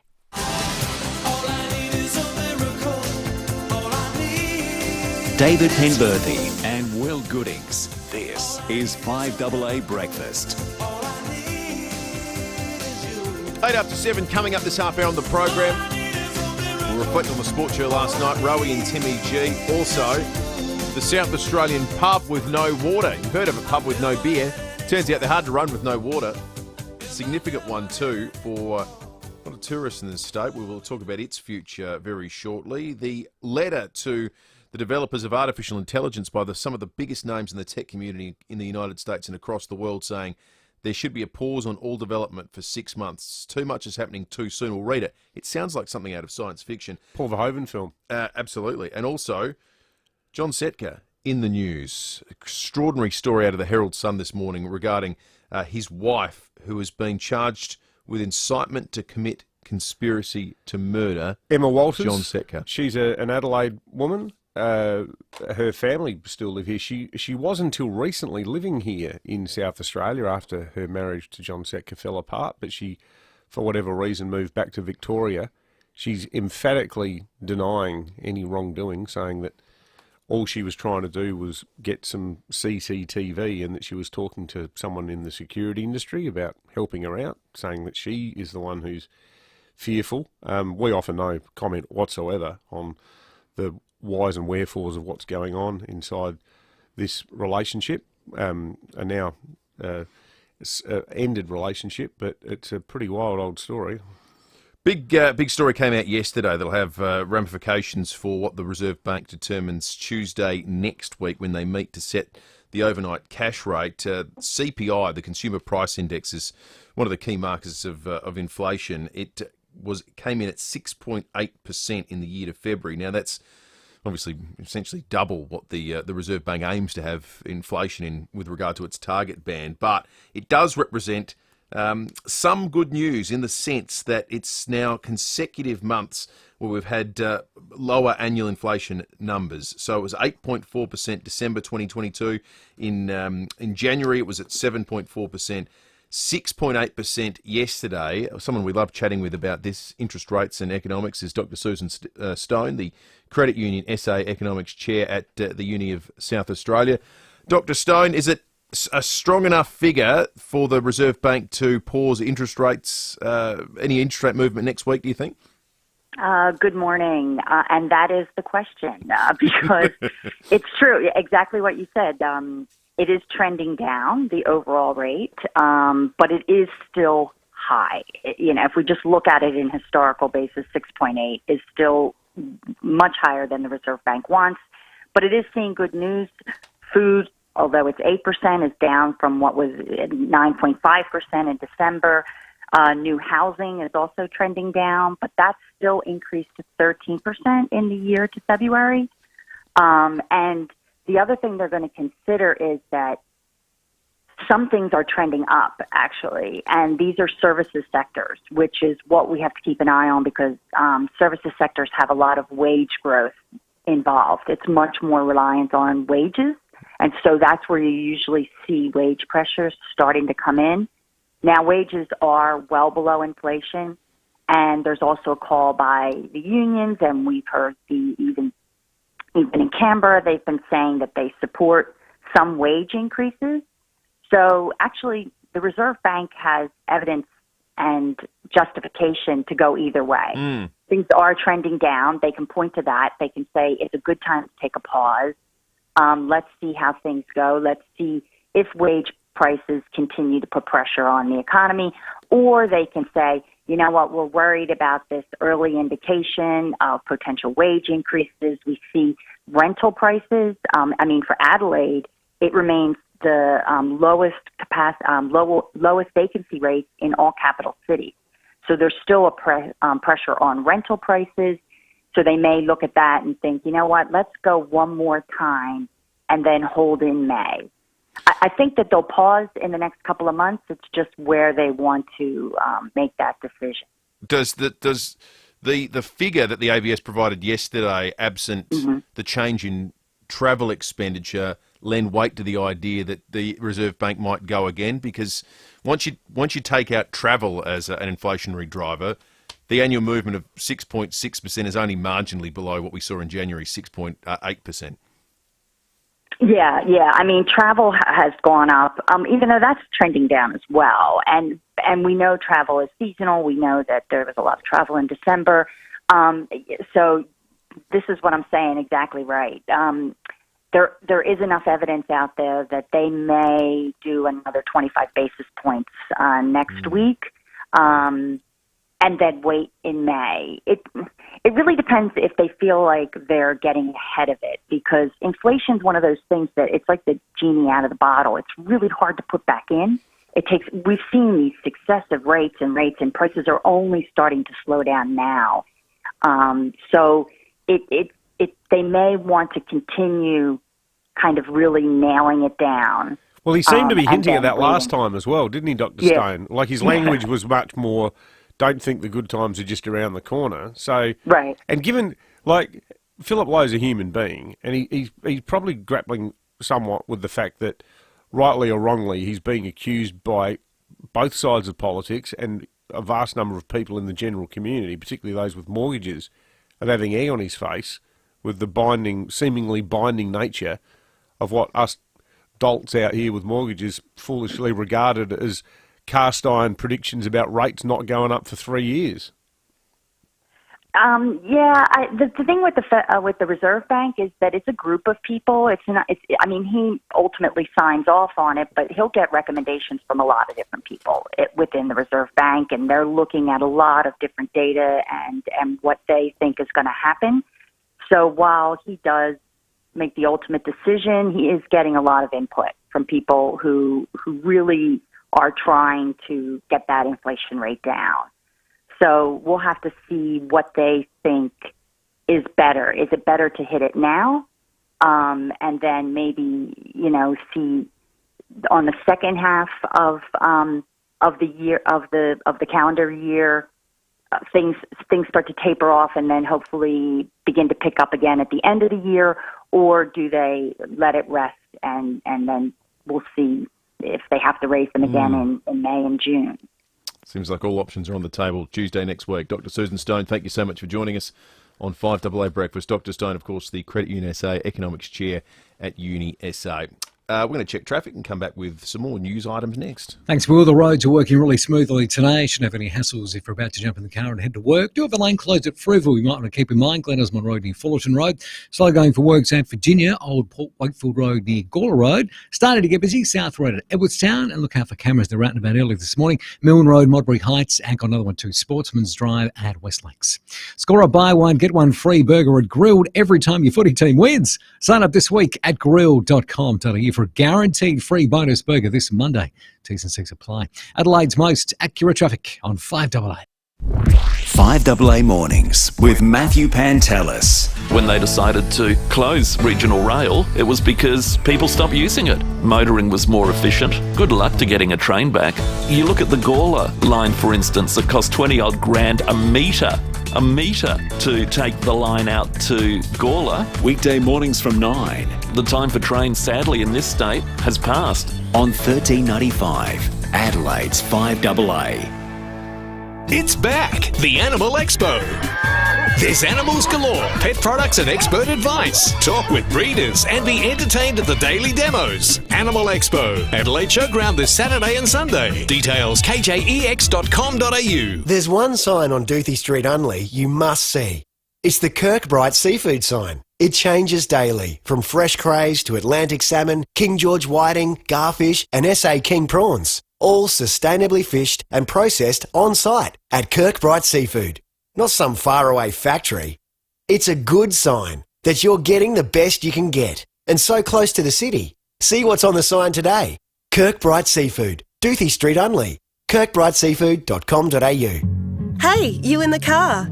If your next service is due, just remember that Mawson Lakes Mazda has your back. We'll take care of you with next day servicing, complimentary loan car, vacuum and wash, and your breakfast or lunch is on us. Your car gets the love too, with our state-of-the-art service centre brimming with top-trained mechanics. At Mawson Lakes Mazda, we'll look after your car and look after you. Mawson Lakes Mazda, just a short drive from the city. Fresh nuts, melt-in-your-mouth chocolates, and eye-popping Easter gifts. G'day folks, I'm Brett Charlesworth, and there are 3 irresistible reasons to visit Charlesworth Nuts and make your family's Easter extra special. We have over 70 different hampers, bags and boxes for friends and loved ones, including some spectacular family gifts. Charlesworth gifts are stunning, they're delicious, and they're South Australian. You can't go wrong. Visit our 12 family-owned stores or shop online. Why Charlesworth? Because fresh nuts taste better. Every day, FIVEAA helps prepare millions of Australians for life's ups and downs, which is why we're delaying premium increases for FIVEAA members until the 1st of October 2023. Search FIVEAA to find out more. 9 News is made in Adelaide for Adelaide. And has been since 1959. I'm Kate Collins. And I'm Brenton Raglas. Join us for 9 News tonight at 6. David Penberthy and Will Goodings, 5AA Breakfast.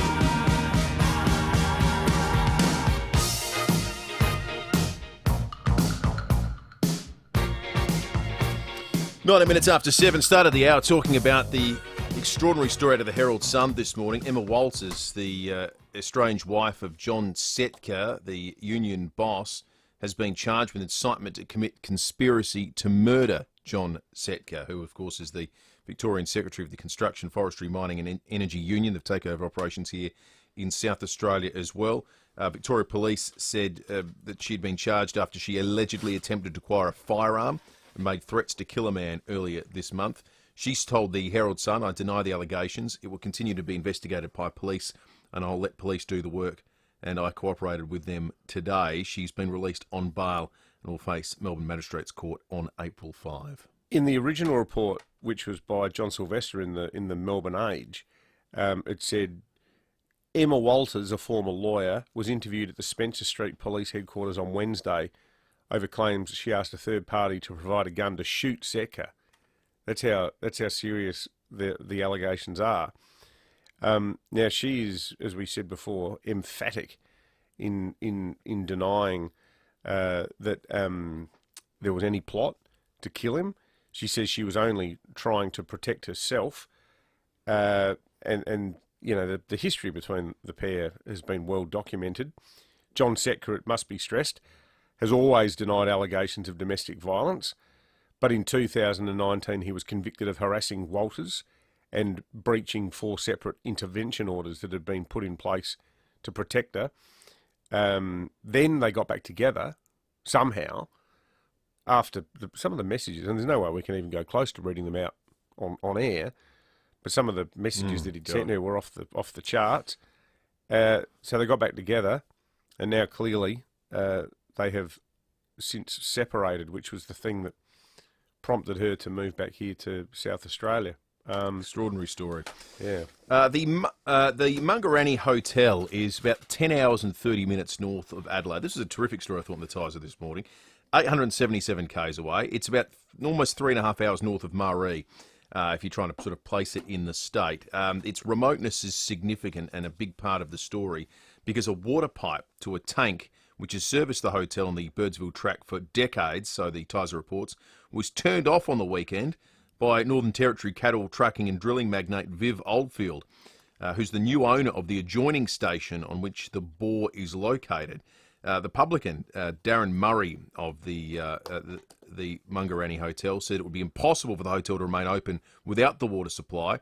Now, this is a heap of tourists and people that visit the Birdsville track go through. The nearest water supply is about 100 k's away. He said in the reporting this morning they're the only public toilet for about 500 k's. Viv Oldfield makes the point, well, listen, they've got a right to put a bore on their land like everyone else does, and they shouldn't have signed up with a view that I was going to supply them water all over the course of time. That said, there's now a legal fight of the element is looming because the owners say, well, hang on, we bought under the understanding that there would be water provided to the property, but surely this is something that gets sorted out. Well, I got to say, don't want to get too sort of class war about this, but you mentioned Viv Oldfield. Who is Viv Oldfield? Just reading from the Australians' Rich List, the richest 250 Australians that came out only last week. John Stensholt reports, the Northern Territory has a new member of the country's wealthy elite, with Alice Springs' identity, Viv Oldfield joining the ranks of Australia's richest. A one-time horse trainer and owner, Oldfield now runs one of the largest cattle properties in Australia. He and business partner Donnie Costello operate the Crown Point Pastoral Company, which last year bought 4 cattle stations from billionaire Gina Rinehart. His wealth is estimated at $723 million, which puts him in position 180 on this year's edition of the list, Australia's richest 250. So the 180th richest person in Australia, who's got personal wealth amounting just shy of $725 million, doesn't want to give water away anymore under the terms of the agreement with a little Battler pub, Mungarani Hotel as publican. It's not going to bankrupt him, you'd imagine. I think he can afford it. Yeah. Well, maybe part of the lesson is there's people who get rich because, you know, they create something and they have a great idea. Maybe others just get rich by watching every single penny, which appears to be what Mr. Oldfield is doing in this case. And I'm not saying he's doing anything wrong, obviously, but he just seems to be a particularly keen-eyed watcher of the pennies. 24 after 7. Elon Musk is rich, although significantly less rich than when he bought Twitter. It's about halved in price. It came out yesterday. I think he spent around 60 billion Australian dollars on it. It's worth about 30 now, according to an internal memo that got released. But he's in the news overnight for being one of the biggest names among dozens and now hundreds of tech leaders that include Apple co-founder Steve Wozniak, a heap of professors, researchers and others who have signed a letter which suggests that everybody needs to hit the brakes when it comes to artificial intelligence, that things are getting out of hand. It comes just 2 weeks after OpenAI announced GPT-4. We've spoken about that at length on the program. This is an even more powerful version of the one that we were speaking about a few weeks ago. The early versions of this one can do all sorts of things, drafting lawsuits, pass standardised exams. It built a working website from a hand-drawn sketch. I mean, it's ludicrous what it can do. But the letter says we need to pause. They say that all AI systems more powerful than GPT should be put. There should be a limit put on them, so they should be paused, and no further development should be allowed for a period of time. And I just want to read out a bit of what they had to say, because some of this, it reads like something out of a sci-fi book. AI systems with human competitive intelligence can pose profound risks to society and humanity, as shown by extensive research and acknowledged by top AI labs. It goes on to say, the level of planning and management is not happening, even though recent months have seen AI labs locked in an out-of-control race to develop and deploy even more powerful digital minds that no one, not even their creators, can understand, predict, or reliably control. Contemporary AI systems now being human competitive at general tasks, and we must ask ourselves, should we let machines flood our information channels with propaganda and untruth? Should we automate away all the jobs, including the fulfilling ones? Should we develop non-human minds that might eventually outnumber, outsmart, obsolete and replace us? Should we risk loss of control of our civilizations? It would be laughable if not for the fact that the biggest and most credible names in Silicon Valley have put their names on it, saying, for 6 months, everyone in the world stop. There's a good show on the History Channel last night about the total disappearance of the Mayan civilization. And no one to this day, they think it might have been a massive climactic event like drought, also community breakdown, based on the fact that even though this wasn't the most morally sophisticated society, a lot of people got sick of the role of human sacrifice in keeping the gods happy. Fast. Yeah, where's Uncle Ken? Oh, hang on. It's all right. It's the equinox. Maybe that had something to do with it. Could be. The latest versions can now start solving theory of mind tests, which is something that no one but humans to this date have ever been able to solve. No machine has ever been able to do it. This is a level of social intelligence that means I can infer what you might know about something, and it's something that doesn't develop in human beings till about 3 years of age. The computers for the first time can start solving this stuff. They weren't designed to do that, and no one really knows why or how that's the case. These sorts of developments and the rate at which this stuff is changing is why makes your head spin. You're getting warnings like this coming out. That's a significant story that we hear more about over the course of the day. Let's talk sport. Last night on the Sports Show, Timmy G and Treaders, they had a chat with Stephen Motlop on to reminisce about one of the great Showdown moments when he kicked the winning goal with under a minute remaining. Well, they would say it's one of the great Showdown moments in 2018. Hey, mate, we're talking about obviously building up to Showdown 53 and some of the great moments, and this one just keeps being brought up. We'll just have a listen now. Howard pumps it in. They've got the outnumber. They all crash down. Flashpoint. Stevie Motlop. What a time! He is floating on air now. It was an incredible night, wasn't it, Stevie? But tell us about that moment, because I think it was McGovern had just kicked the goal, a magnificent kick, come back to the centre. There's 21 seconds left on the clock. Where do you go for that stoppage? I suppose you just want to get the ball in the forward line, and I think we were leading all game and pretty disappointed when they got up, but you just got to move on and try and get that next goal, and luckily enough we were able to. And I suppose as a player you always want to be in those situations and have the ball in your hand, so it's a great moment in my career. When you had your time at Geelong and it looked like you were going to come over in the trade period to Port Adelaide, you knew about showdowns. When you got into them and started playing them, did they meet all the expectation? I still hate the Crows, don't worry about that. I'll be rooting for the boys this weekend. And, well, they both need a win as well, but I'll always go for Port Adelaide. Obviously, I have a special place in my heart, and my family's been over at that club, and I'll be definitely going for the power and hating the Crows. Listen to that highlight. It was like the torture for no tickets. We're doing the torture for the tickets after 8 o'clock today. Tom Duday might be around the place too, so we might rope him into it. That's coming up and more on the Sports Show, building up to the Showdown tonight. Do you live in a low mobile reception area? A Telstra Go repeater can help maximise your coverage, improving your call experience and giving you a more consistent data performance. And if you're a resident of the Mid-Murray Council area, you may be eligible for a subsidy of up to $888 on your Telstra Go repeater antenna and installation. To learn more, register your interest online or visit us at our Murray Bridge store. Program end date 30th June 2023. Offer ends once funding has been exhausted. Dreaming of leaving interest rates behind? The Hospital Research Foundation Home Lottery is giving one lucky winner a $3.5 million life in Henley Beach. It could be you. Don't put it off any longer. The final deadline is midnight Wednesday. You'll be joining the fight for cures and improved care in hospitals across South Australia. See full lottery details and get your tickets at homelottery.com.au. Licence M14311.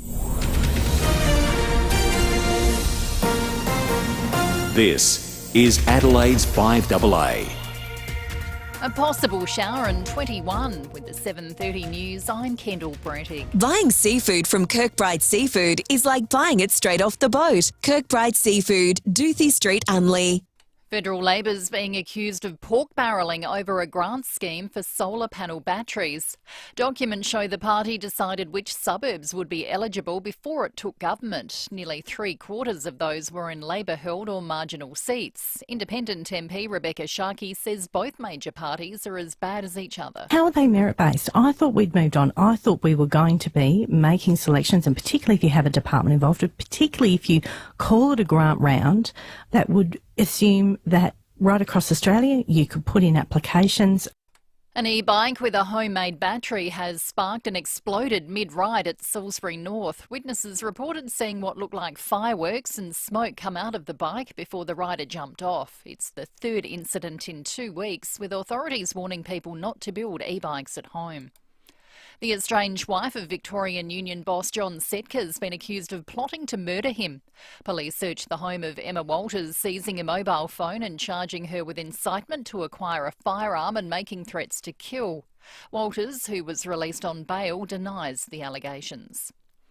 2/3 of prospective Australian homebuyers believe the only way they'll be able to afford a property is if they receive an inheritance from their parents.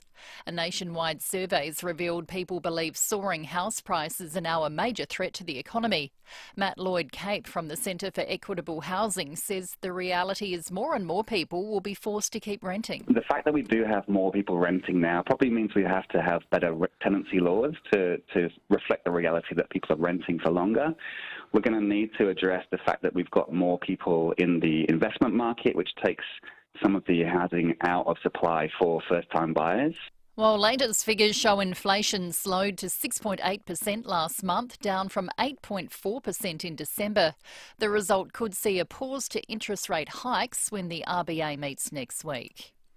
People will find out today if they're one of the lucky ones to receive a River Murray tourism voucher. A whopping 139,000 people applied for just 12,000 vouchers, but more will be handed out in stages 2 and 3 later in the year. Actress Melissa Joan Hart has fought back tears as she revealed she helped children flee the Nashville school shooter who killed 6 people. In an emotional video on Instagram, Hart says her children go to a neighbouring school. She says she and her husband were driving past as the shooting was unfolding, stopping to help a kindergarten class as they escaped to safety. We helped a class of kindergartners across a busy highway that were climbing out of the woods. They were trying to escape the shooter situation at their school. So we helped all these tiny little kids cross the road and get their teachers over there, and we helped a mom reunite with her children.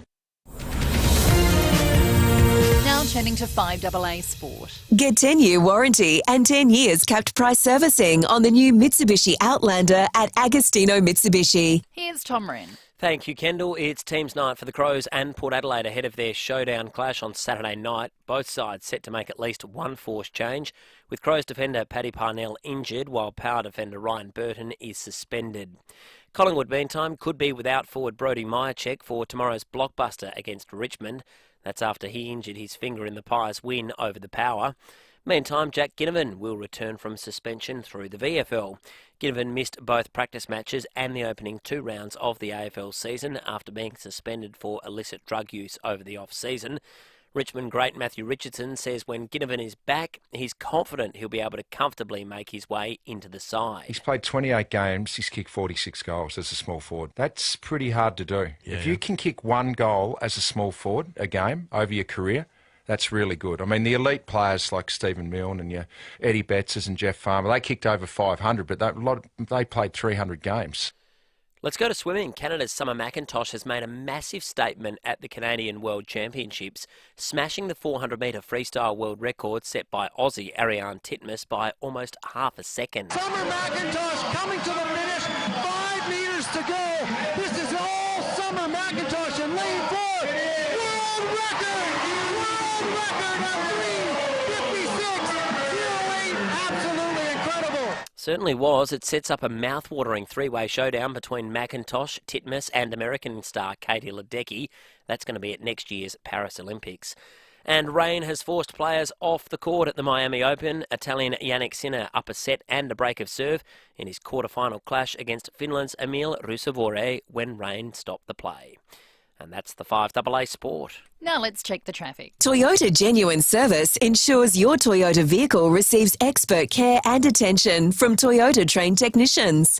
She's looking the goods this morning. The roads, all the majors flowing well, which is excellent. We're accident or breakdown free. Simply some works to look out for at Osborne. Got a lane closed there, Victoria Road near Osborne Road. Also got a lane out of action at Birkenhead, Victoria Road near Heath Street. And we are slow at Bedford Park for those works on the Southern Expressway. Cameras today, Bridge Road, Salisbury East, and Bay Terrace at Lockleys.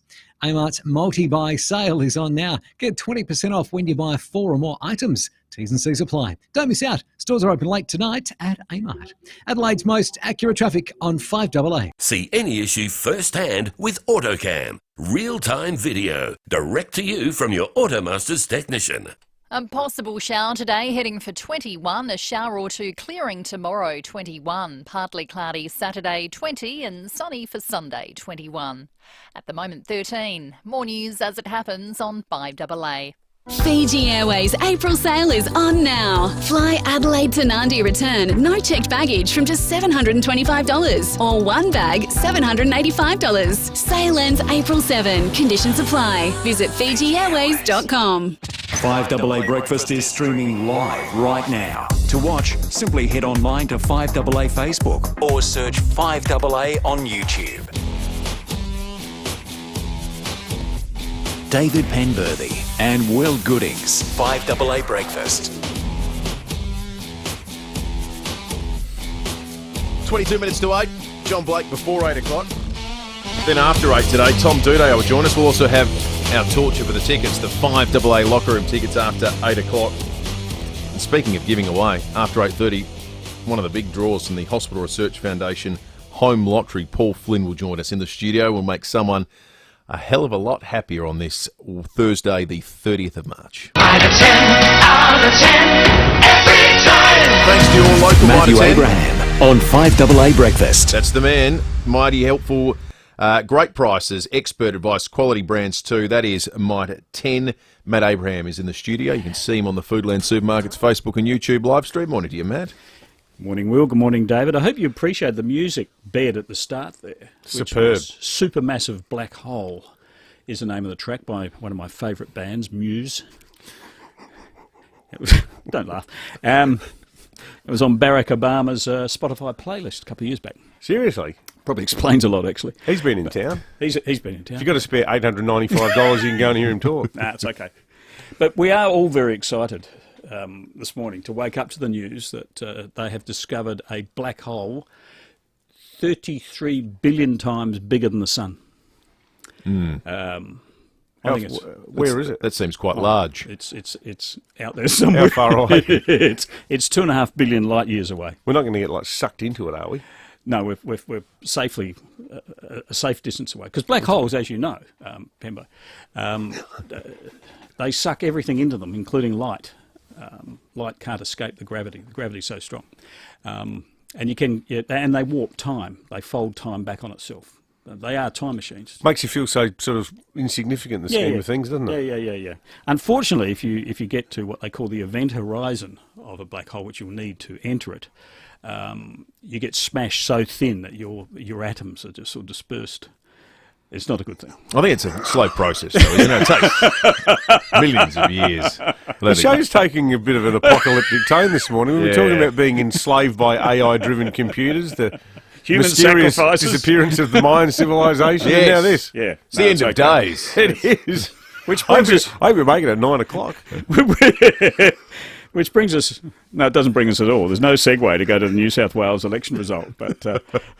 Oh, well, sometimes state elections are like black holes that suck all the, the airspace into them. I wasn't paying all that much attention to the New South Wales election over the weekend because there was a new episode of Van der Valk on ABC TV. But what about me? I'm such a poor sad bastard. Actually watched it. That's right. But I thought it was a landslide initially. I'm thinking, oh wow, it was a landslide. And actually, it hasn't been a landslide. It's been a pretty bog standard, a very strong result, but a bog standard swing that you'd expect after 12 years of coalition government or any government. So, its times factor, the two-party preferred swing was 5.6%. And I think for Malinowskis, for instance, last year's election, the two-party preferred swing was, nudging 7%, 6.5%. Nowhere near as good as Mally's win. No. And it looks like Which he did after one term, not 3. Yeah, exactly. It looks like Chris Minns, soon to be confirmed, definitely Premier of New South Wales, he will be able to form government, but it won't be a majority government. It'll be, by the looks of it, a minority government in New South Wales, which is, I think, quite interesting. The coalition did get smashed. The Teal candidates didn't do all that well. There. It was an interesting, to me, it was an interesting result. I did like this, though, this party breakdown of votes. The Socialist Alliance got 0%. 1,200 votes. Got to start somewhere. You've got to start. But the small business... Is that the whole alliance, those 112 people? The small business party only got 0.1%. Oh, what? So Hang on. Capitalism and socialism aren't doing all that well. Yeah. Anyway, on primaries, the swing to the Labor Party was 3.8%. I think on primaries, the Labor Party in South Australia got a swing of around 7+ percent. So, and as you said, that was after just on a one-term government that had been travelling quite well until the last few weeks. It's interesting how cyclical politics is. When Bob Carr was elected in New South Wales, it followed this great period where. For years across all the states, Labor had been in the wilderness. You'd had Charles Court in Western Australia, you'd had Dean Brown and John Olsen in South Australia, you'd had the Greiner government in New South Wales that preceded Carr, and then John Fay was Premier, so a long period of Conservative rule. But now, in the same way that Bob Carr was the model for so many other Labor leaders, they'd look at his sort of centre-right Labor government and go, that's the guy I want to be. I think now nationally, even though he's new, there's going to be a lot of Peter Malinowskis impersonators around Australia. And Chris Minns, the new New South Wales Premier, he should almost be charged with fraud, because so much of his campaign was a total rip-off of Malley, down to the jogging, the running around stuff, the get to know me ads about, here I am with my wife and, knockabout sort of bloke. He stopped short of jumping shirtless in the... You didn't? He left his shirt on. In the pool. The other thing he did was, on day after election night, he went straight to, I think it was Westmead Hospital, wanted to thank the nurses in the same way Malley did that here. Yeah. And he also announced today that one of the first things he's going to do is ban mobile phones in schools. Yeah. It's like you look at it and go, hang on, where'd you get all these ideas from? Yeah. I've got a funny feeling. I know where he got a lot of them. I think he would have had a fair bit of toing and froing between the South Australian Labor Party. And as you said, they're centre-right parties.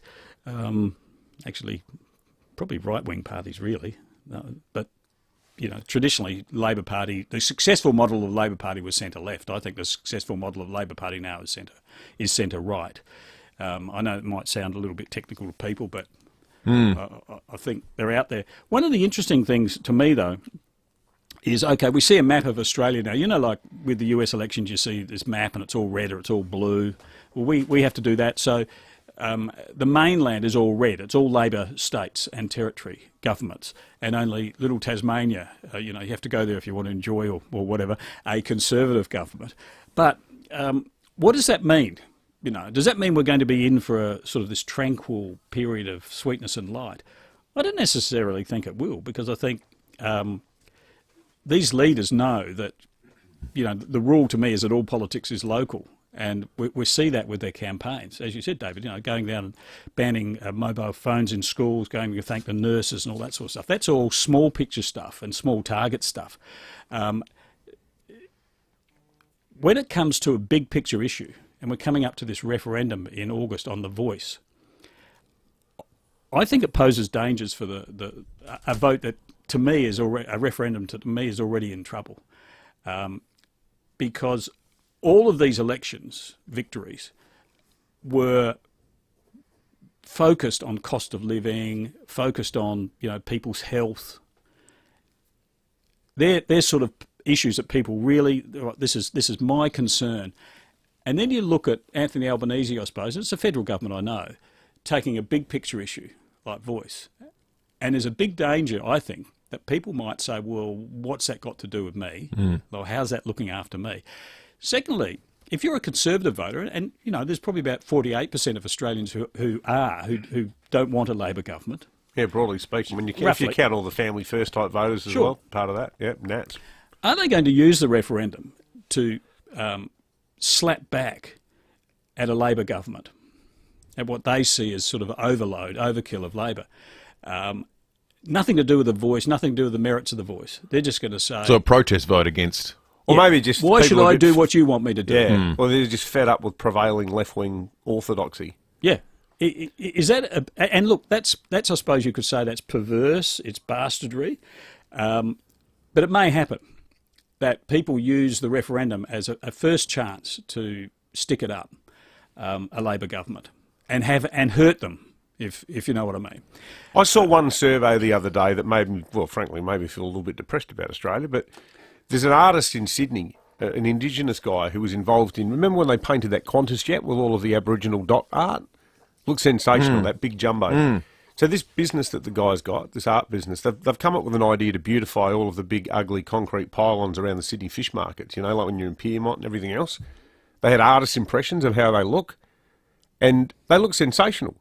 Big dot paintings of kangaroos, all this sort of stuff. Now, there was an article about it on news.com, and just an innocent little survey. What do you think of these designs at the bottom of the totally innocuous news report showing how much better these pylons would look with all this cool dot art on them? 42% of voters against. Why would you be? And I read that and I went, why are you against that? Why are you against that? And, whether you like it or not, and I got no issue with things like Welcome to Country. I think for recognition of like our Ghana heritage in South Australia, it's fine. But you do hear people say every time we have a meeting at work, we've got to talk about leaders past, present and emerging and all of that. And there's this sense of people talk about feeling like it's overkill or something like that. And I can only read a survey like that about something as innocuous as that and feel a bit confused as to how almost half the people who look at that art go, I don't want it. Do you think the voice fails, though, on the basis of violent opposition? Because my sense is it'll die on the hill of apathy. And the history of Australians when it comes to these sorts of things, referendums, when we don't care that much we vote, we just go, let's not stuff around with it. Let's keep it as it is. Because my sense is that the vast majority of people can't even explain what it is, let alone take a strong position. Well, they're not being told what it is. They're also being told that it's lots of different things by lots of different people. Yeah. So we've now got the front page of the Australian today, some very well-credentialed, well, any constitutional experts well-credentialed, they're professors, disagreeing with the federal government, saying, well, no, you can't change it. Once it's in the Constitution, that's the whole point of having a Constitution. That's why we have a referendum on this. Once these things are in our Constitution, you can't change it. Parliament can't change it. And there's also quite a lot of advice now that these things are judiciable. That if the Voice recommends something or speaks to Parliament, and this will apply to the South Australian Voice, if they make that recommendation and it's not accepted by Parliament, they can take it to the High Court. And if the High Court says, well, they should have been heard on this, they haven't been heard, and the Constitution says they have to be heard, therefore you have to do this, you then have I suppose, an undemocratic situation where an unelected judge or judges are making decisions that should be made by Parliament. Which also makes it the luck of the draw, because it depends on which judge you get. Exactly. That's why our model's actually better, because it doesn't involve changes to the Constitution. And if we all decide that, black people, white people, brown people, everyone, if we decide that the Voice either isn't working or it's becoming too impertinent in the influence that it's exerting over the Parliament, a future government in South Australia can chuck it out. Well, we did change the Constitution. Because it's not in the Constitution. Well, they did change the Constitution Act, though, but that's an act of Parliament, so we don't need a referendum for what they did. It's actually a bit... Our whole Constitution thing in South Australia is a bit weird. But the way the legislation's written, there's a clear sort of thanks but no thanks clause. And on our show, Malinowska said, I can see a situation where the Voice says, we don't want this mining project to go ahead. And he says, well, okay, point taken. What if the Voice, though, takes that to the High Court? That's an issue. What if they test it and take it to the High Court? It's interesting to me that David Spears, the formal position of the opposition here was not to support the Voice. His position is, well, we'd like to wait and see how it goes before we throw our support behind it. I think it's probably a smart move by him, because you do have two political parties and they represent different constituencies, and there are people who either don't understand or don't support the Voice. And where do they go in terms of political support? Now, it may not win them votes, but it might secure their base. So it is an interesting issue. As for our Voice being a model for the federal one, I can't see how that's going to happen. I can't see how they're going to set up the voting system here and have it up and running before the national referendum. It's a bit of water to go under the bridge. A lot of water to go under the bridge. Yeah. All right, let's rate some spin. 9 out of 10 every time. Last night was again half watching the nightly news, starting with 7 News and then the ABC, and so rolling through it after watching the chase, and this story came on about a BHP and a new mine, and then this grab from our Premier. I'm excited. I'm interested.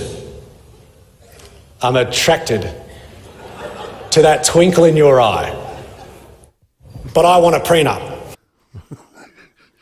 I'm watching it thinking, that's a bit icky. What are you talking about? He really likes mining. I got a funny feeling. If there's a twinkle in the eye with mining in South Australia, the only prenup will be lie down and think of England.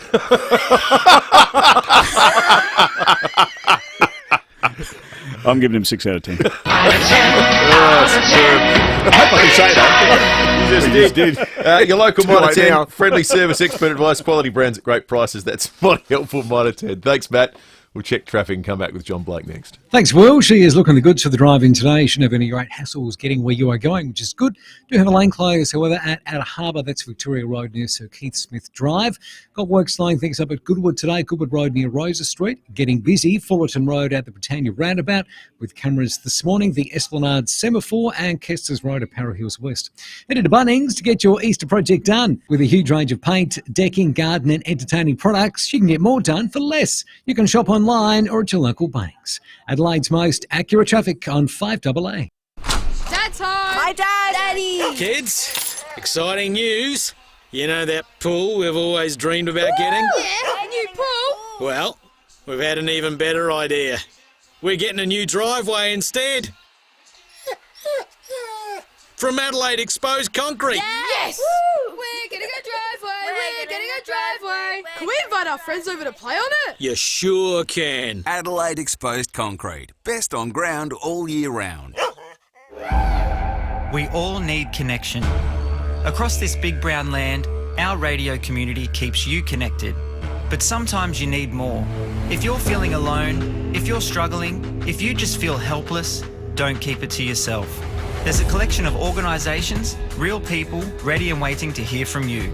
Head to commercialradio.com.au/voice for the numbers you need. If you know someone who needs help, who might be doing it tough, use this moment to reach out, because sometimes all you need is a voice.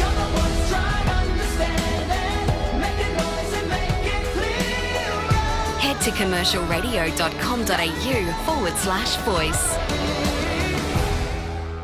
For the freshest, finest seafood for 3 generations, there's only one place, and it's Sam Tass Seafoods. Where else can you get 4 kilos of premium seafood for just $60? Snap frozen kilo packs of your favourites at Sam Tass, like Tassie Atlantic salmon or Port Lincoln kingfish portions, flathead fillets, snapper, barramundi and smoked cod fillets, crumb garfish, prawns, salt and pepper squid and more. And then there's always the fresh gear, freshly harvested West Coast oysters, York Peninsula crabs and crays, fresh crays, $73.99 a kilo.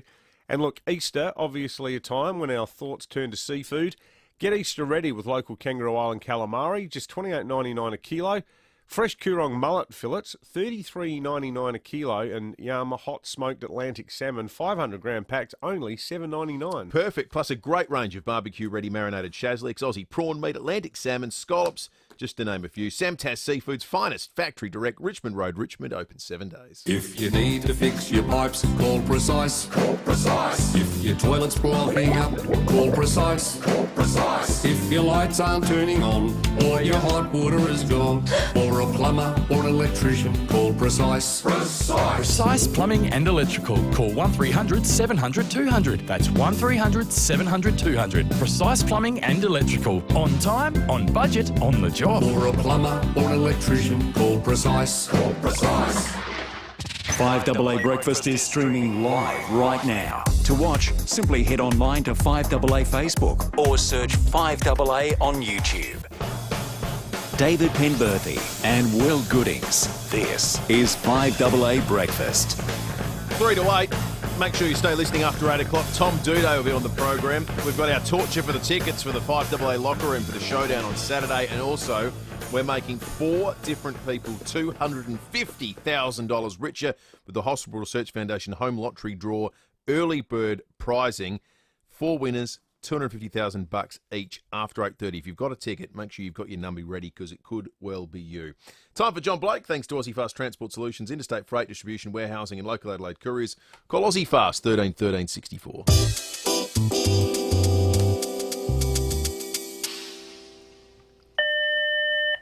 Yes, Steph. Hello, Premier. Tom Goodson-Toners is here to see you. Okay, send him in, Steph. Will do. You can go in, Minister. I like it when you call me Minister, Stephanie. That shows respect. I forgot your name. You just said my name. That's how quickly I forgot. You can go in. Oh, thanks very much. I'm a great admirer of yours, too. Come in, Tom. Hello, FIVEAA. Oh, G'day, what's up? Boy, oh boy, the ramping's at Flinders now. Yeah, I know. We haven't fixed that yet. We didn't say we would. Oh, I think we did. No, we didn't. I think we did in a kind of way. We said we'd reduce it. We haven't done that either. It takes time. It's doubled. Shut up. Now it's at Flinders. Do you want something? You're going to the Showdown on Saturday, Premier Peter? Yeah, probably. The Power's going to crush those Crows. Yeah, well, I have to barrack for both teams. But you're a Power supporter. I know, but most voters are Crow supporters. Yeah, Liberal voters. Well, even more reason to barrack for the Crows. Crow supporters don't care about ramping. They can afford a room at Western Hospital. Yeah, well. Where they can go and meet Kathy Nagle. Goodbye, Tom. Did you know the last 2 syllables of your name almost spells AUKUS? Yeah, except for an S and an A. Well, you have to spoil everything with details, don't you, Premier Peter? Oh, sorry. Here at Western Hospital, we care about our patients. More from John Blake after 8:30 when we go behind closed doors. More chance of Peter Malinauskas joining the Liberal Party than pretending that he barracks with the Crows. I think you're right.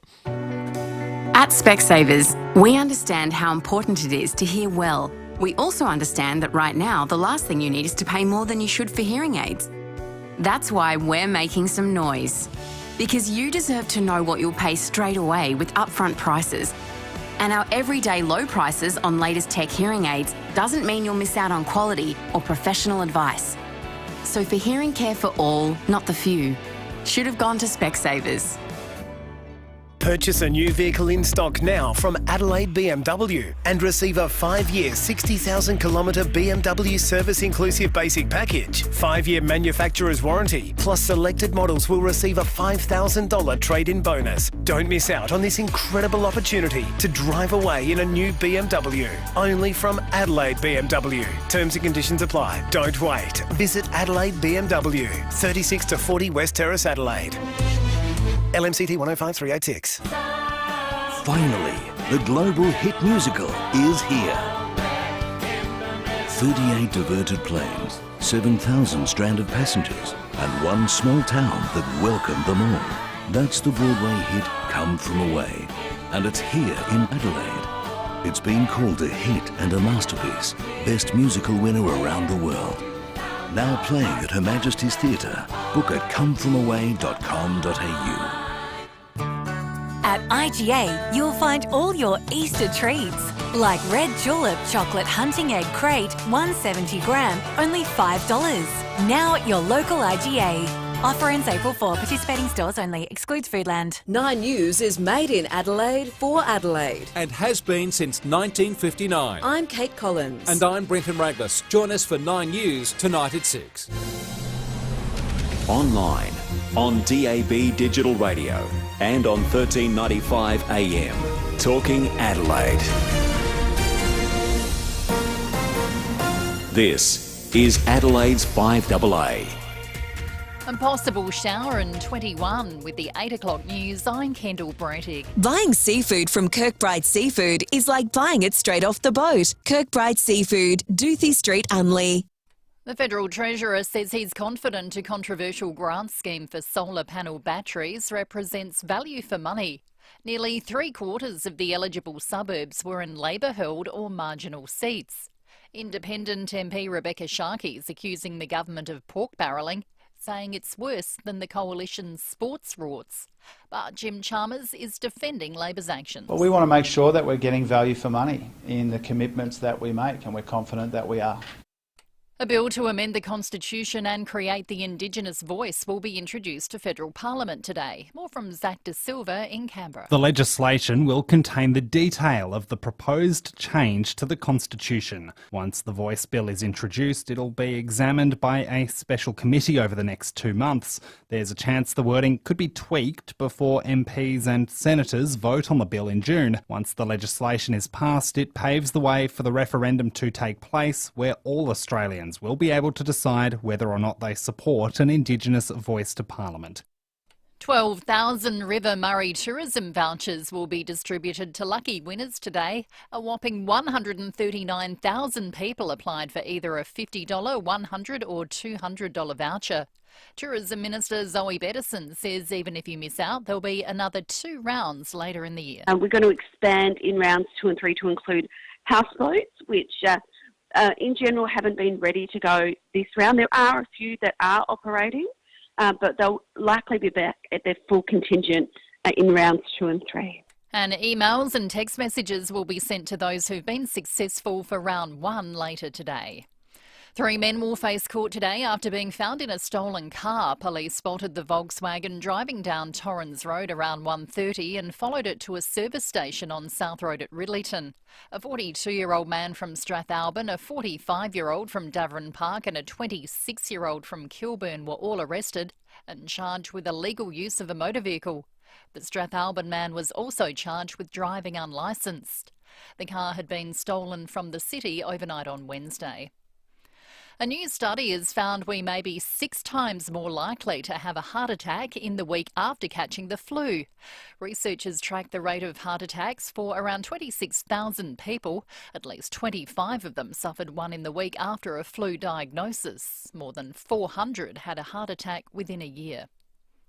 King Charles has made his debut on the world stage, arriving in Berlin for his first foreign trip as Britain's monarch. Here's Europe correspondent Edward Godfrey. This is Charles's first state visit since becoming king, travelling along with his wife, the Queen Consort Camilla. They were greeted by a 21-gun salute and a flypast upon landing.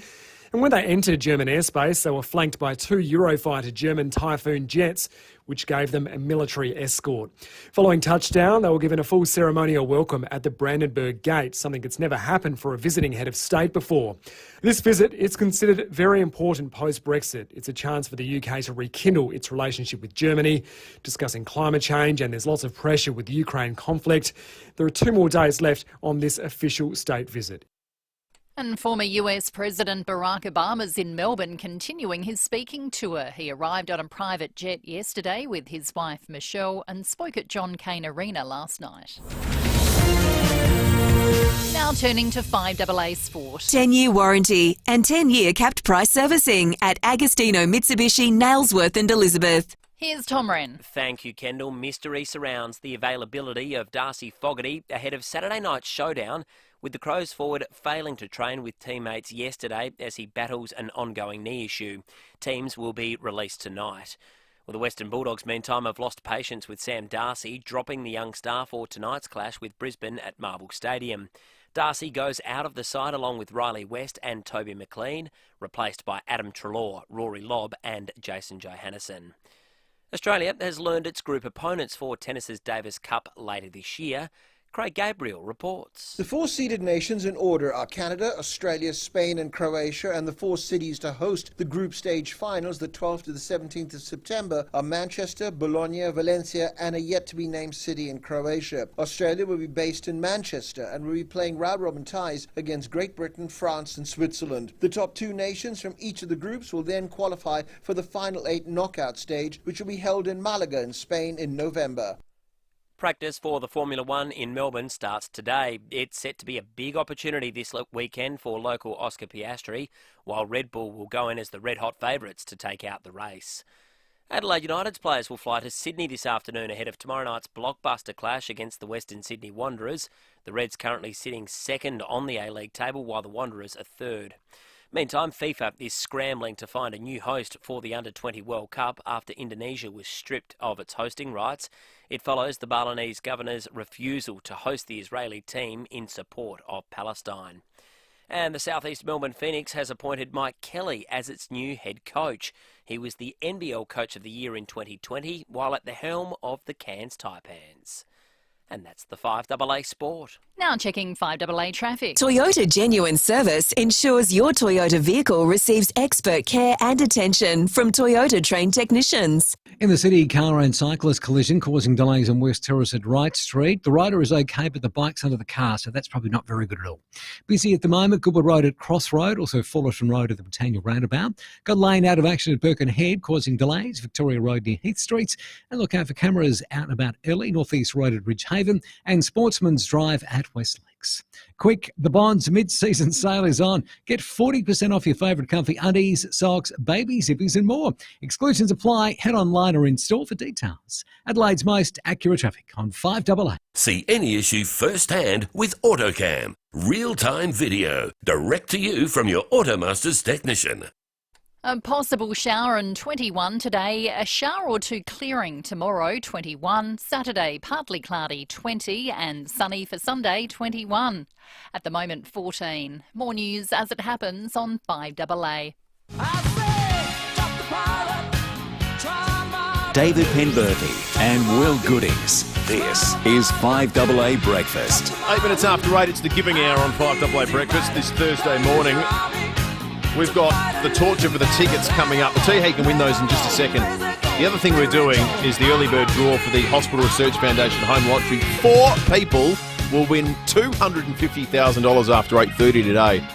Make sure you've got your phone ready and charged if you are someone who's bought a ticket, because it could be you who's getting the call. There'll be a short list of people. Our lines will be full with those shortlisted, but among them, the 4 winners. And we'll announce that after 8:30 today. Now, the torture for the tickets this morning. Oh, this requires a little bit of homework, and it will require the assistance of our good friend Tom Duday, the dude coming up very shortly. We need you Port fans to win these tickets, which, you know, now the other thing that with the added bonus of these tickets now, beyond there being the 5-hour drinks package and the gourmet dinner and the lunch in between, the food at halftime and so forth, and the best seats in the house at Adelaide Oval, is you're now sitting among diehard Port fans and fellow 5AA breakfast listeners. So this is going to be one. You're going to make new friends. You're going to make new friends. What we're asking you this morning is to write a love letter to the Adelaide Football Club.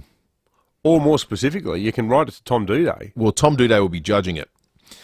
You need to write a letter to the Adelaide Football Club, but you at very least need to mention the dude. The dude needs to be mentioned in the letter somehow. So write it. You've got 15 minutes to write your little letter, and the dude will judge the most impassioned one, and that person will win the tickets.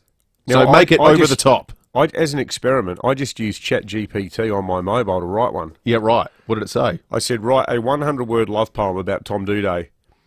Here we go.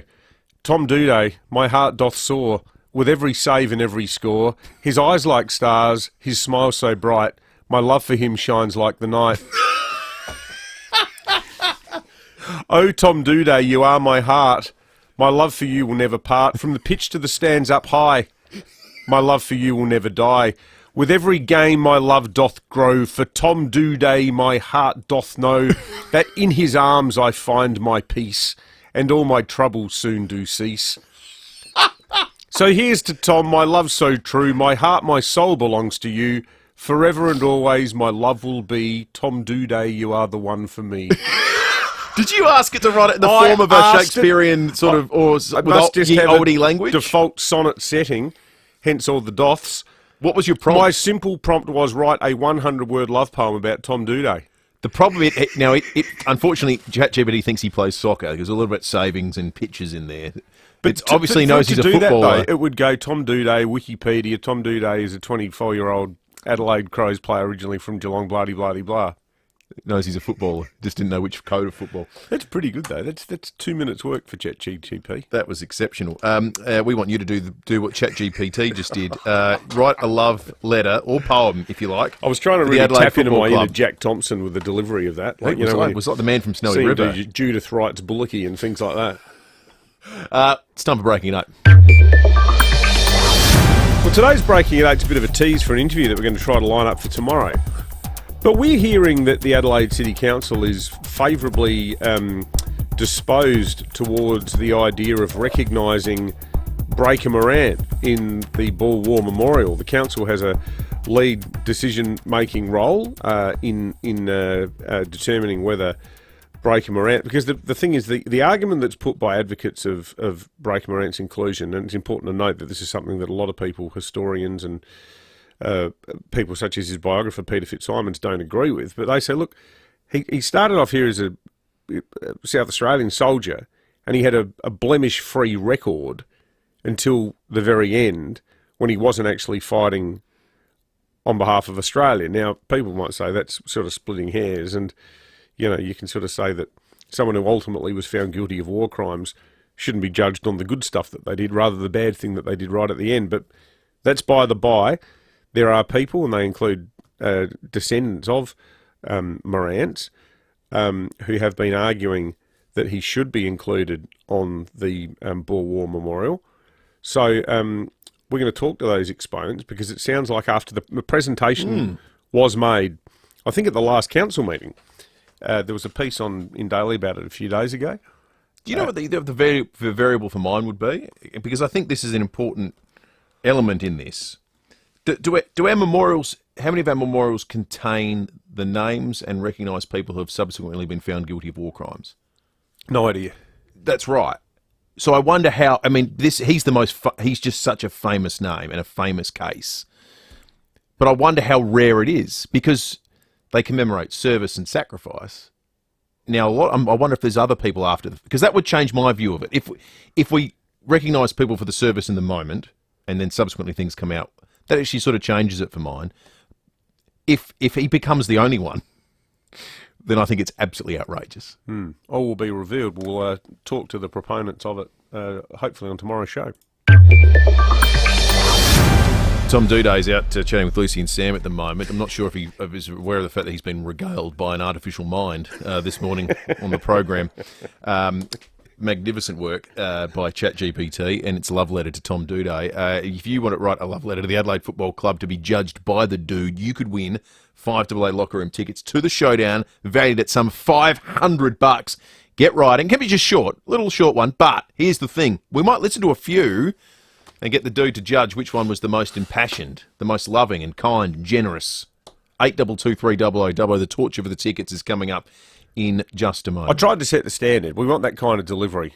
We want it to be heartfelt. Yeah. You can earn points for the delivery. That's 100% the case. All right, let's take a break. We might hear some in just a moment. If you've got a love letter prepared, a little short one for the Adelaide Football Club, torture for the tickets, get calling now, 822300. We'll talk to him about the footy and indeed get his judging hat on. Coming up next. Thanks, Will. Roads are working really well today, hassle-free, which is excellent. Busy in a few spots this morning, including Finner Street, Marion, Goodwood Road getting busy at Cross Road. Got lane out of action to look out for this morning at Outer Harbour, Victoria Road near Sir Keith Smith Drive. And look out for cameras, a few of those out and about already, including Military Road, West Beach, and the Grove Way at Salisbury Heights. Hungry? Head to a Porto for the Bondi Burger Box, double Bondi Burger, 2 crispy chicken strips, snack tips, drink and dipping sauce, just $16.95 at a Porto. Adelaide's most accurate traffic on 5AA. Rowie and Timmy G on the 5AA Sports Show. Great showdown moments. I'm going first, Timmy. Go for it then. Okay. Robbie Gray wins the medal. Okay. He kicks 5 1/4. Oh yes. It was a clinic. Okay. Port win by 5 points. For me, it's the first one because there's never another first one. And it was just built up so much. Port Adelaide dominated it. Rod Jamieson did his boxing training on Scott Cummins' head. They tried their best to have a fight, which was terrific. 4 p.m. weekdays on 5AA. Kirkbride Seafood on Doothie Street only process their own fish. It means they're a true seafood shop. They do it all on site right in front of you. It's quite an art form and pretty amazing to watch. You won't find that in many seafood shops. So if there's a particular cut of fish you like, fillet, butterfly fillets, loins, steaks, tail, just ask and they'll cut it for you right there. Kirkbride Seafood, Doothie Street only. Visit kirkbrideseafood.com.au. A troubled young woman, her evil parents, has justice been done. Delve into one of Australia's most gripping cases, Shadow of Doubt, a new podcast investigation from The Australian. Early access available to subscribers from March 31 on The Australian app. Now, you all know that I've my local Mitre 10, or as those in the know like to call it, the other hardware store. It's my one-stop shop for all my DIY jobs, whether it's something indoors that needs fixing, out in the garden, they'll have everything you need. And the staff, they're always excellent. They'll happily give you advice on the best products to help you get all those jobs done. So if you're planning some home improvements or have some fix-it jobs to do or just want to spruce things up a bit around the home or in the garden, head into your local Mighty Helpful Mitre 10. So for great prices on the right products for the job, along with helpful advice, choose the other hardware store, Mighty Helpful Mitre 10.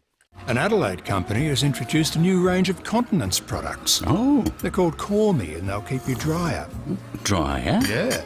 Drier than an argument between two teetotalers. Drier. Oh, so dry the cows are producing powdered milk? Even drier. Wow, that's dry. And if you're on a home care package or an NDIS participant, Call Me will give you a free trial pack worth up to $100. Wow. Just go to callme.com.au. Did you know you can explore Aldi's catalogue online so you can enjoy our low prices here? Or even here.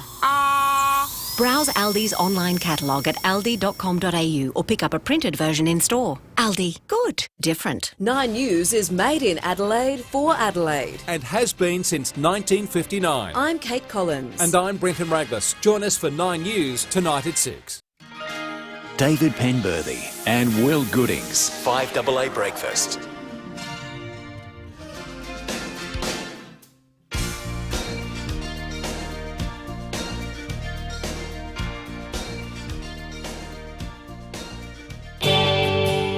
I'm the dude. So that's what you call me, you know? That or his dudeness or duder or, El Duderino if you're not into the whole brevity thing. Front page of the paper. Second famous beast, most famous beast in his household now. I think Lenny's getting all the love based on what we've seen on the Tizer front page today. The dude. Tom Duday in the 5AA Breakfast Studio with us, thanks to Leader Computers, Australia's largest Australian-owned PC manufacturer based right here in Adelaide. This would be pretty rare sort of a day for you, I reckon. If you say front page, dogs on the front page, and you just had a love letter written to you by an artificial intelligent being. Good morning to you, dude. Just a usual Thursday. Nothing different. That was a great photo. No, interesting. Yeah, that's Lenny's a what? He's a Groodle, golden retriever poodle. You guys have met him. He's an absolute gremlin. Oh, he came in here. That was when he was. That He's was about gotten a bit bigger. He's a lot bigger than that. That photo's from. What's a I Groodle? reckon about What? 4 or 5 months ago, and now he's. I posted last night about how big he is. Yeah, He's he a looks genuine massive. bear now. He's a golden retriever poodle cross. Oh, GR. Yeah. Or golden doodle, as they call it in America, which is a little bit funnier. But golden doodle. yeah, you don't employ me to talk about my dog, so No, but we're going to employ you to be a judge today, actually, because we're doing a little competition we call the torture for the tickets, because we've got these great tickets to give away to the Showdown. They're Port tickets. They're going to go to a Port fan, but we thought, well, exactly, we're going to torture them to get them. Yesterday, someone had to count to 119, for example, live on the air. One of the funniest things you've ever heard in your life. I can imagine. Riveting stuff, yeah. Today, we want a Port fan to write a compelling love letter to the Adelaide Football Club. So we want you to judge the best one. And the way this will work, everyone call in, you got a chance to read it out. So, for example, Ash is called in. Ash is, until someone writes a better letter than Ash, Ash has got the ticket. So, Ash, good morning to you. Good morning, guys. How are you? We're good, thanks, Ash. Morning, Ash. You've got Judge Dude here. Read your love letter to the Adelaide Football Club, Ash. Alrighty. Oh, Adelaide Footy Club, how thy name does ring. So lively, passionate and fierce you play your game. Tom Duday, your defender so strong, protects the heart of your team all game long. With every kick, with every tackle and run, your team is dedicated and never undone. Tom, the guardian of your club's heart, through every challenge he never does depart. Adelaide Football Club, you give your fans a genuine thrill as they watch with excitement from the stand still. With cheerful hearts and smiling faces, their love for the game grand and courageous. Together you stand firm and true, your fans with you through thick and blue. Through every moment, every match, the love for footy will never lack. Ash, that's superb. But I've got to ask the question, Ash. Did you too employ... Yes, I did, and I've never used it before. I'm impressed. So as a Port fan, you couldn't bring yourself to write your own words. You handed it over to ChatGPT. Yeah, even typing it in there, I was like, oh, God. Well, Ash, you didn't throw up on your phone, I hope, Ash. Be physically repulsed by what you're actually doing. I do love a poem, though, regardless of whether it's ChatGPT or not. You're the judge, Yeah. so Ash is in pole position. If you can do a better... Look, if you want to get... Even this is the way of the world. I feel like a high school teacher now. If you want to just get the AI to write you a letter to win yourself the competition, you just need to prompt it to do something clever and funny, like Ash did, including Dude. You got a few mentions in there, which I thought was excellent work credit by to the Ash. computer for that. Oh, sorry, credit to Ash for that. Yeah, very good, Ash. 8223 the torture for the tickets. You've got until we finish chatting with the Dude to come up with your own love letter to the Adelaide Football Club that he'll be the judge of the winner. Right now, Ash has got those tickets valued at some $500.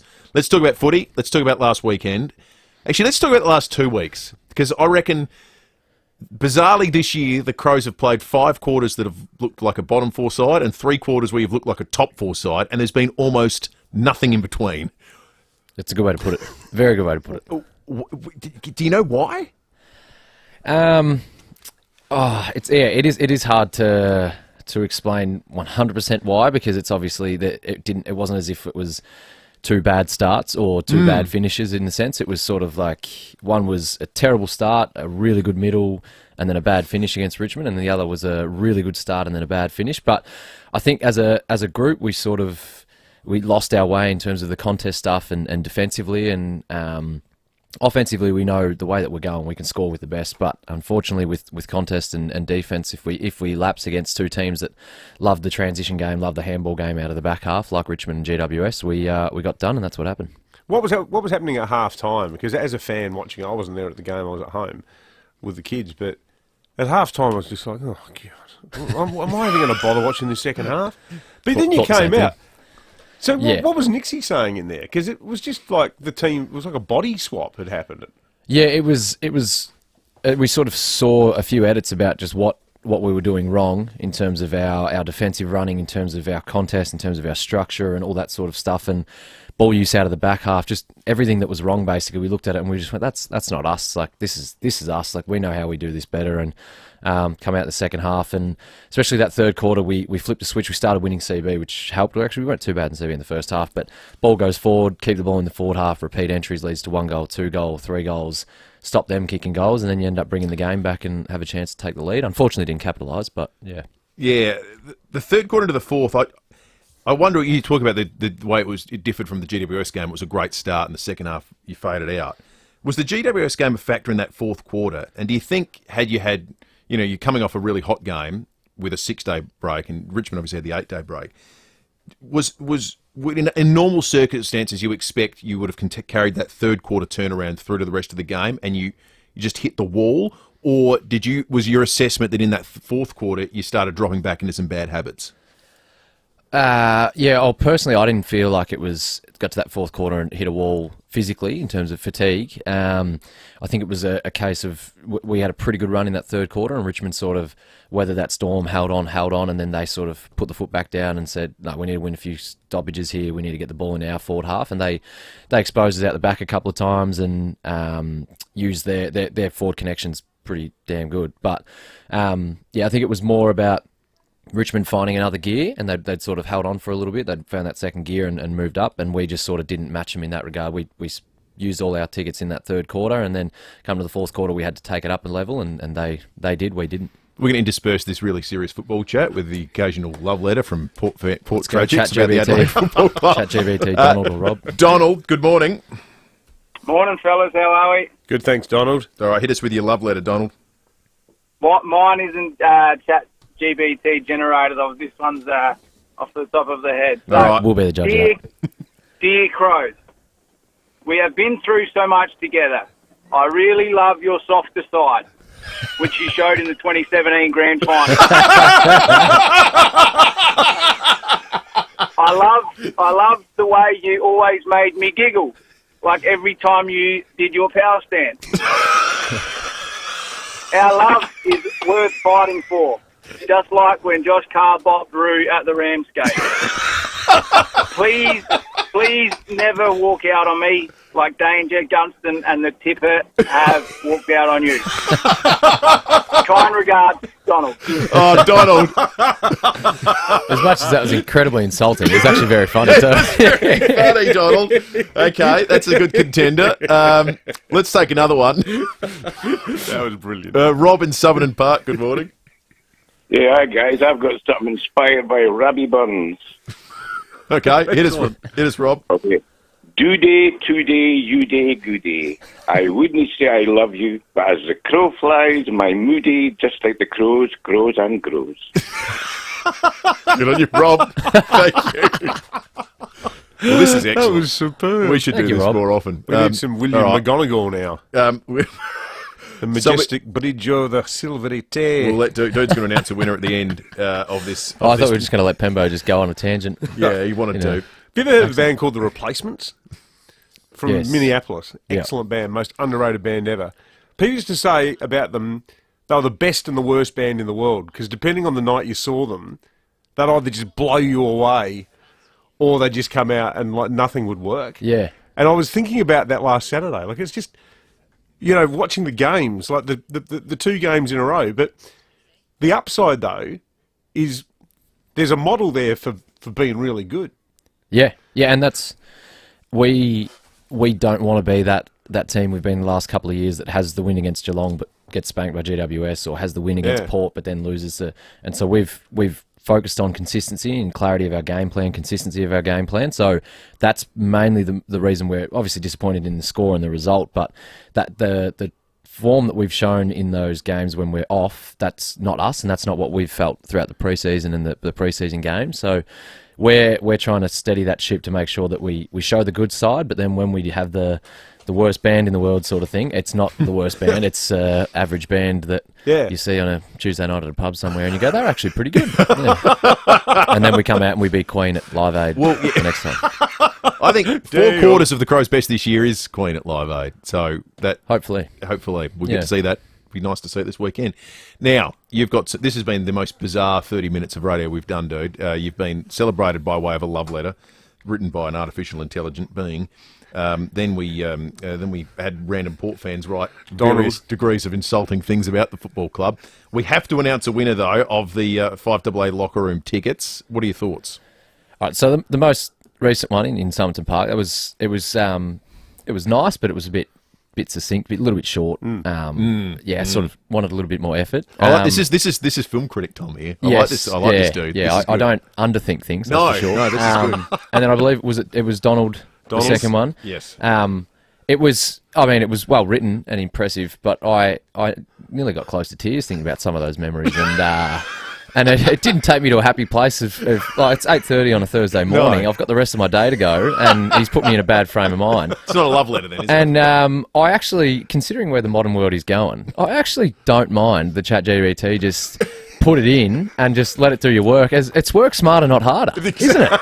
And that's what I'm all about. I don't go and do 1,000 kicks on my day off. I just do 10 to 20 really good ones, and then that's how you get better. And so I think I might give it to Ash, to be honest. All right, well, Ash, congratulations to you. You've won tickets to the 5AA locker room.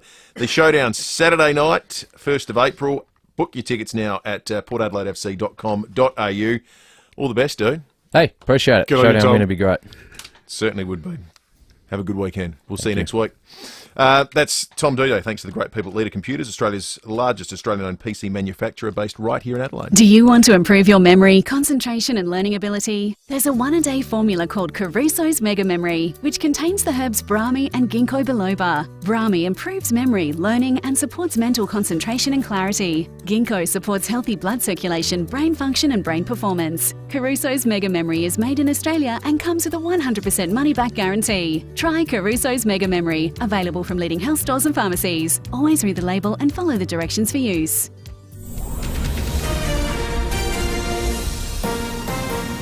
This is Adelaide's 5AA. A possible shower in 21 with the 8:30 news. I'm Kendall Brettig. Buying seafood from Kirkbride Seafood is like buying it straight off the boat. Kirkbride Seafood, Doothie Street, Unley. Labor's being accused of pork barrelling the $200 million solar battery program. Michael Packy has details. Ahead of last year's election, Labor promised to install community batteries to help suburbs store solar energy. Independent MP Rebecca Sharkey has used freedom of information to find out who was getting the battery grants. It found more than 70% went to safe Labor seats or marginal ones they wanted to win. Ms Sharkey says the government department responsible had no say over the allocation. They were captain's picks. Exactly that. Federal Treasurer Jim Chalmers is defending the scheme. Well, we want to make sure that we're getting value for money. Ms Sharkey is pushing for an investigation into how the solar battery program has been administered. Legislation will be introduced to federal parliament today outlining the detail of the Indigenous voice. It'll then be reviewed by a special committee for 2 months where changes could be made to the wording. Labor hopes to pass the laws by the end of June, paving the way for the referendum later in the year. All eyes will be on the Reserve Bank next week to see whether another rate rise is on the cards. Inflation figures have stabilised but are still high, sitting at 6.8%. Judo Bank Chief Economic Advisor Warren Hogan says it'll be a close call. But if they do go next week, they'll definitely pause after that. I'm confident of that, and they may well do it. So we're very close, and hopefully that's the end of it. I'm pretty sure the rates overseas aren't going to go up much further, particularly if things get any worse in the banking system in the US. Registrations for Stage 1 of the River Murray tourism vouchers are now closed. A staggering 139,000 applications were received for $50, $100 and $200 vouchers. Only 12,000 are available in Stage 1.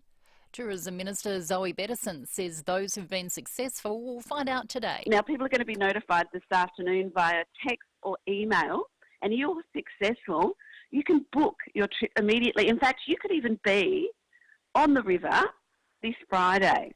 People can use their vouchers up until the 29th of June, but need to book before April the 28th. We're being reminded failing to wear a seatbelt remains a significant factor in deaths and trauma on our roads. A recent 3-day police blitz found 39 drivers or passengers who'd failed to buckle up. 5 vehicles were defected for seatbelt or restraint deficiencies during Operation Belt Up. 4 people who've lost their lives on SA roads this year were not wearing a seatbelt. Excessive workload is being blamed for more than a third of Australian teachers intending to leave the profession before retirement. Andrew Dalgleish from the Principals Association says the sector's in crisis, and he rejects the long-held belief it's all about the pay. Oh, look, I think we'd all like to be paid more money. You know, part of why people enter teaching isn't just for the financial rewards. Again, otherwise you'd have them knocking the door down left, right and centre. You know, most of us in the profession look at it as our moral calling and as wanting to do something that impacts on society. Marvel star Jeremy Renner has broken down, saying he apologised to his family after almost being killed in a snowplow accident. More from Jonathan Kersley. Jeremy Renner's first television interview since the January 1 accident is with veteran US presenter Diane Sawyer. The Hawkeye actor says he chose to survive and was trying to save his nephew from being struck by the snowplow when he was crushed.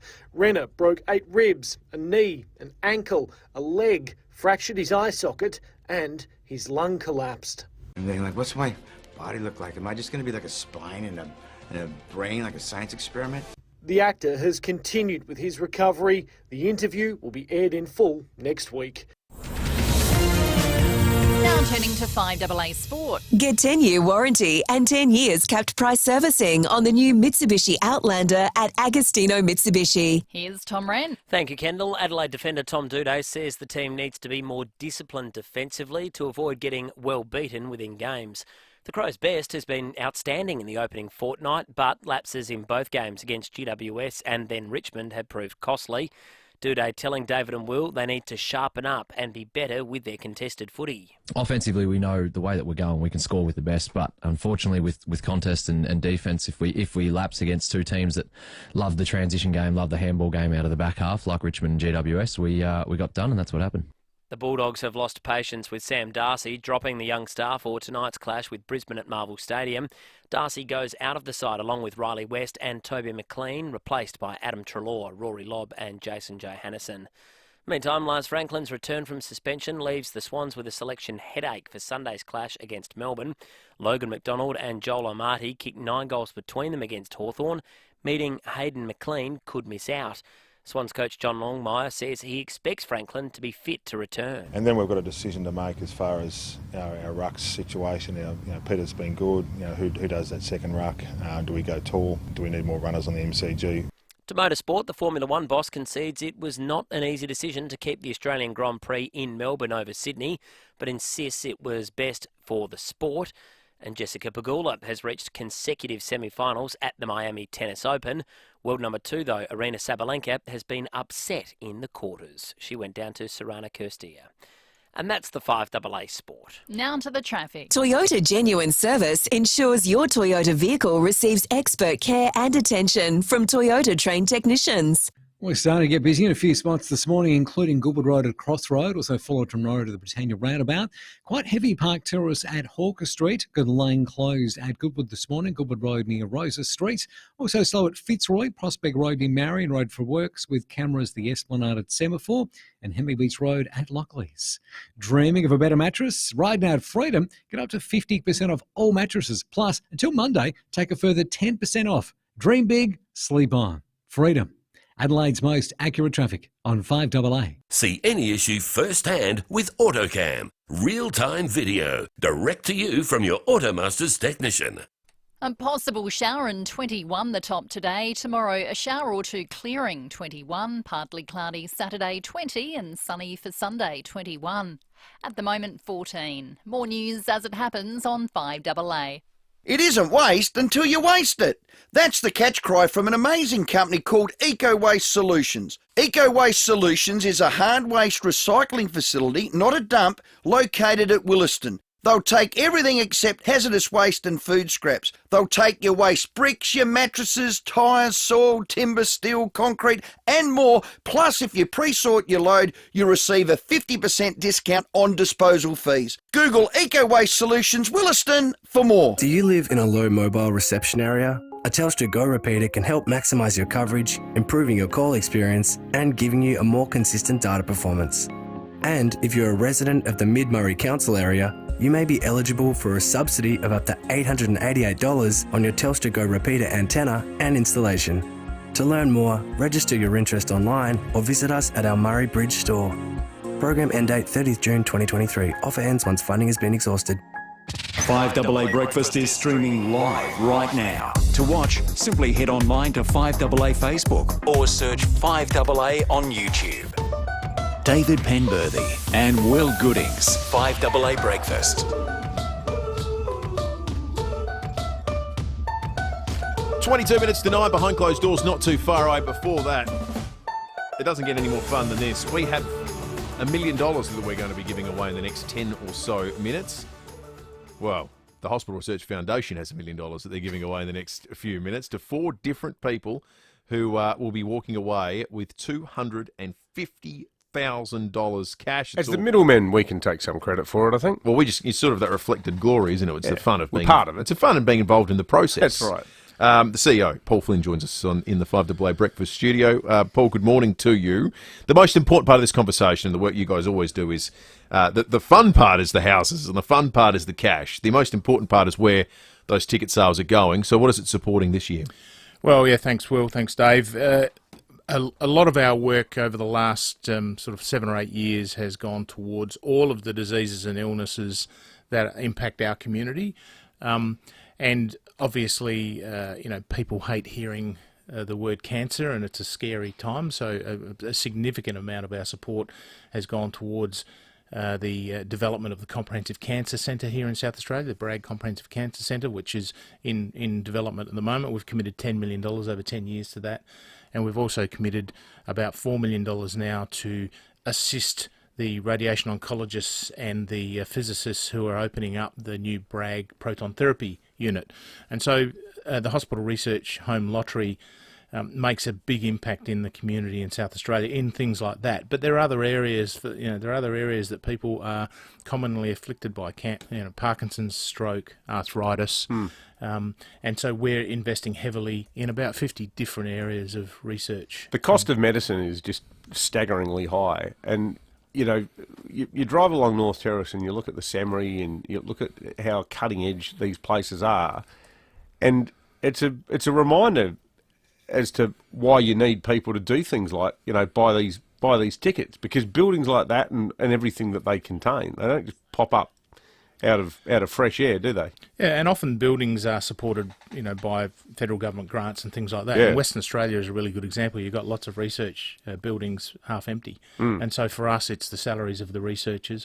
But we're also contributing a lot of money to salaries of physicians in seed-funded roles to prove up the concept. For example, we've committed, along with Commercial and General, we've committed over between us $2.6 million to have the paediatric oncologist at the Women's and Children's Hospital for 5 years. So things like that, we're often contributing to seed-funded salaries, where the end result of the trial is going to be much better outcomes for patients. It's wonderful news. We will always get the joy of doing the early bird with the $1 million up for cash, and we've got some pretty nervous people, I imagine. Our phone lines are full of those on the shortlist as we speak. We'll relieve their tension in just a few moments' time. The rest of the draws and the tickets you can buy, what's the key information that people need to know? Key information, homelottery.com.au is probably the best thing to remember, homelottery.com.au. The cut-off date is the 5th of April, midnight. There are still some tickets available. Every ticket is in every draw, so there's a theoretical chance you could win more than one. So one of these winners today may end up one of the winners of the main prize. All right, should we give away $1 million? What do you think, Paul? You're the boss. Excellent. All right, let's do it. So we have a short list of people that are, our phone lines are absolutely full at the moment. And that it could be them. I have some information. It's very clear and simple. I have a name and a suburb. If you're listening on the line at the moment, you hear that, make a sound so we know that you're alive. Make a sound. Make some sort of audible like recognition that you've just won $250,000, so we know which of you has ultimately won the money. That is your simple instruction. The first person that is at 17 minutes to 9 this morning, $250,000 richer, is Lorraine in Aberfoyle Park. Do we have a Lorraine on the line? Yes. Lorraine, you've just got $250,000. I don't believe it. I don't believe it. It's true. What do you do, Lorraine? I'm a nurse. I work in Flinders. Oh, good on you, Lorraine. Well, we couldn't be happier for you, Lorraine. How apt, you being a nurse and this being the hospital, Yeah. the Hospital Research Foundation home lottery. Oh, I can't believe it. Honestly, you've made my you've made my year. You've made my life. Thank you. Thank you. Are you on your way to work today? No, not today. Today's day off. Who's your first phone call to, Lorraine? Oh, my son and my daughters. Yep. Oh, you give them a call now and tell them you've just won listen. $250,000. Good on you, Lorraine. Thank you so much. Honestly, thank you. Not at all, Lorraine. And Lorraine will be happy to know that last week we were down at Flinders Medical Centre and gave them $500,000 towards 5 reseach projects at the Fantastic. hospital. Fantastic. That's terrific. Should we do another one? Now I know why Oprah did this for so many years. This is fun. I've got another name here. It's it's a lady's name. It's someone in Gulfview Heights. Do we have an Irene on the line? Oh my God, no way! Yes way, Irene! Way! Hey, Irene, you just got $250,000. I can't believe it. It's true. It's true, Irene. Believe it, Irene. Oh my God. You sound a bit emotional, Irene. Overwhelming. Oh, Sorry.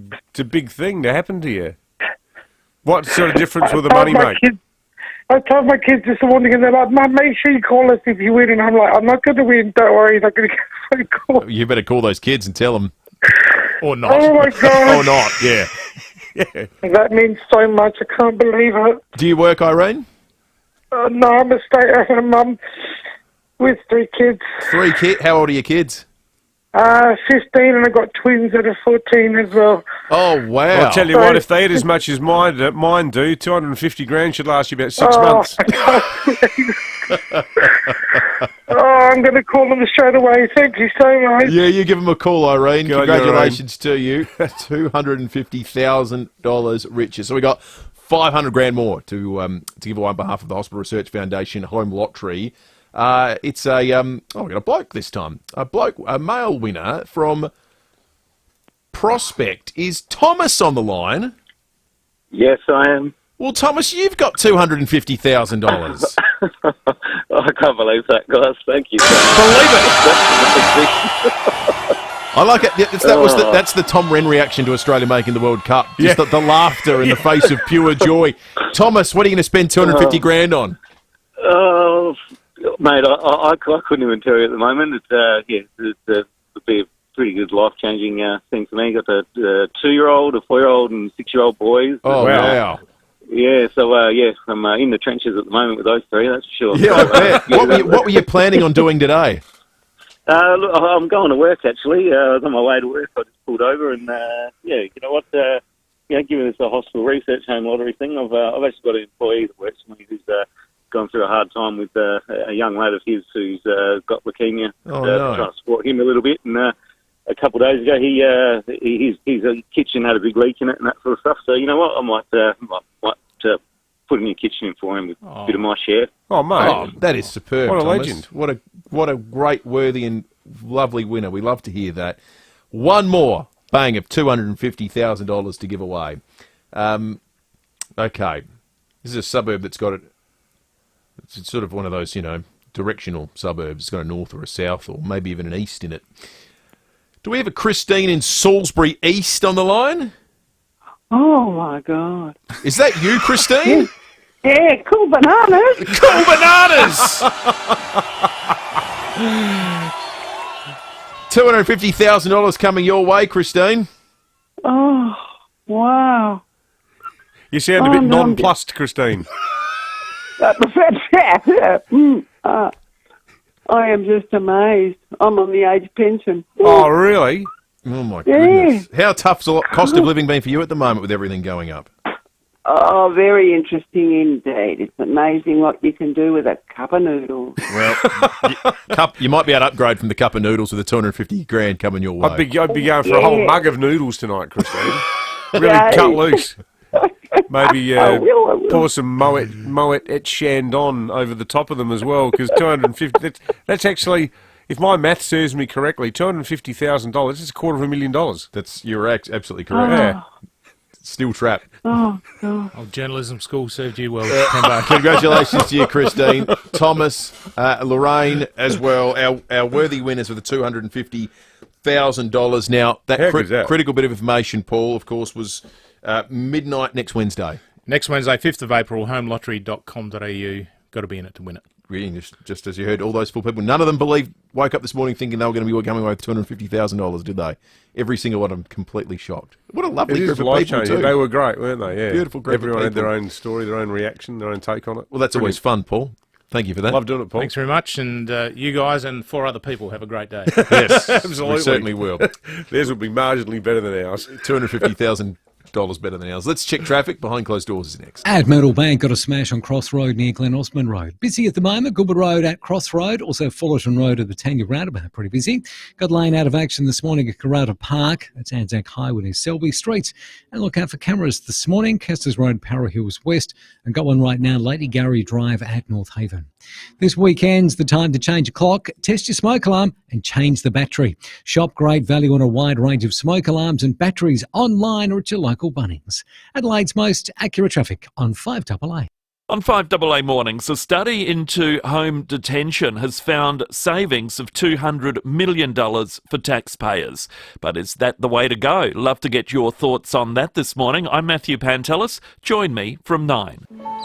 We've all been affected by the floods, but our resilience runs deep, ready to rise up to the occasion.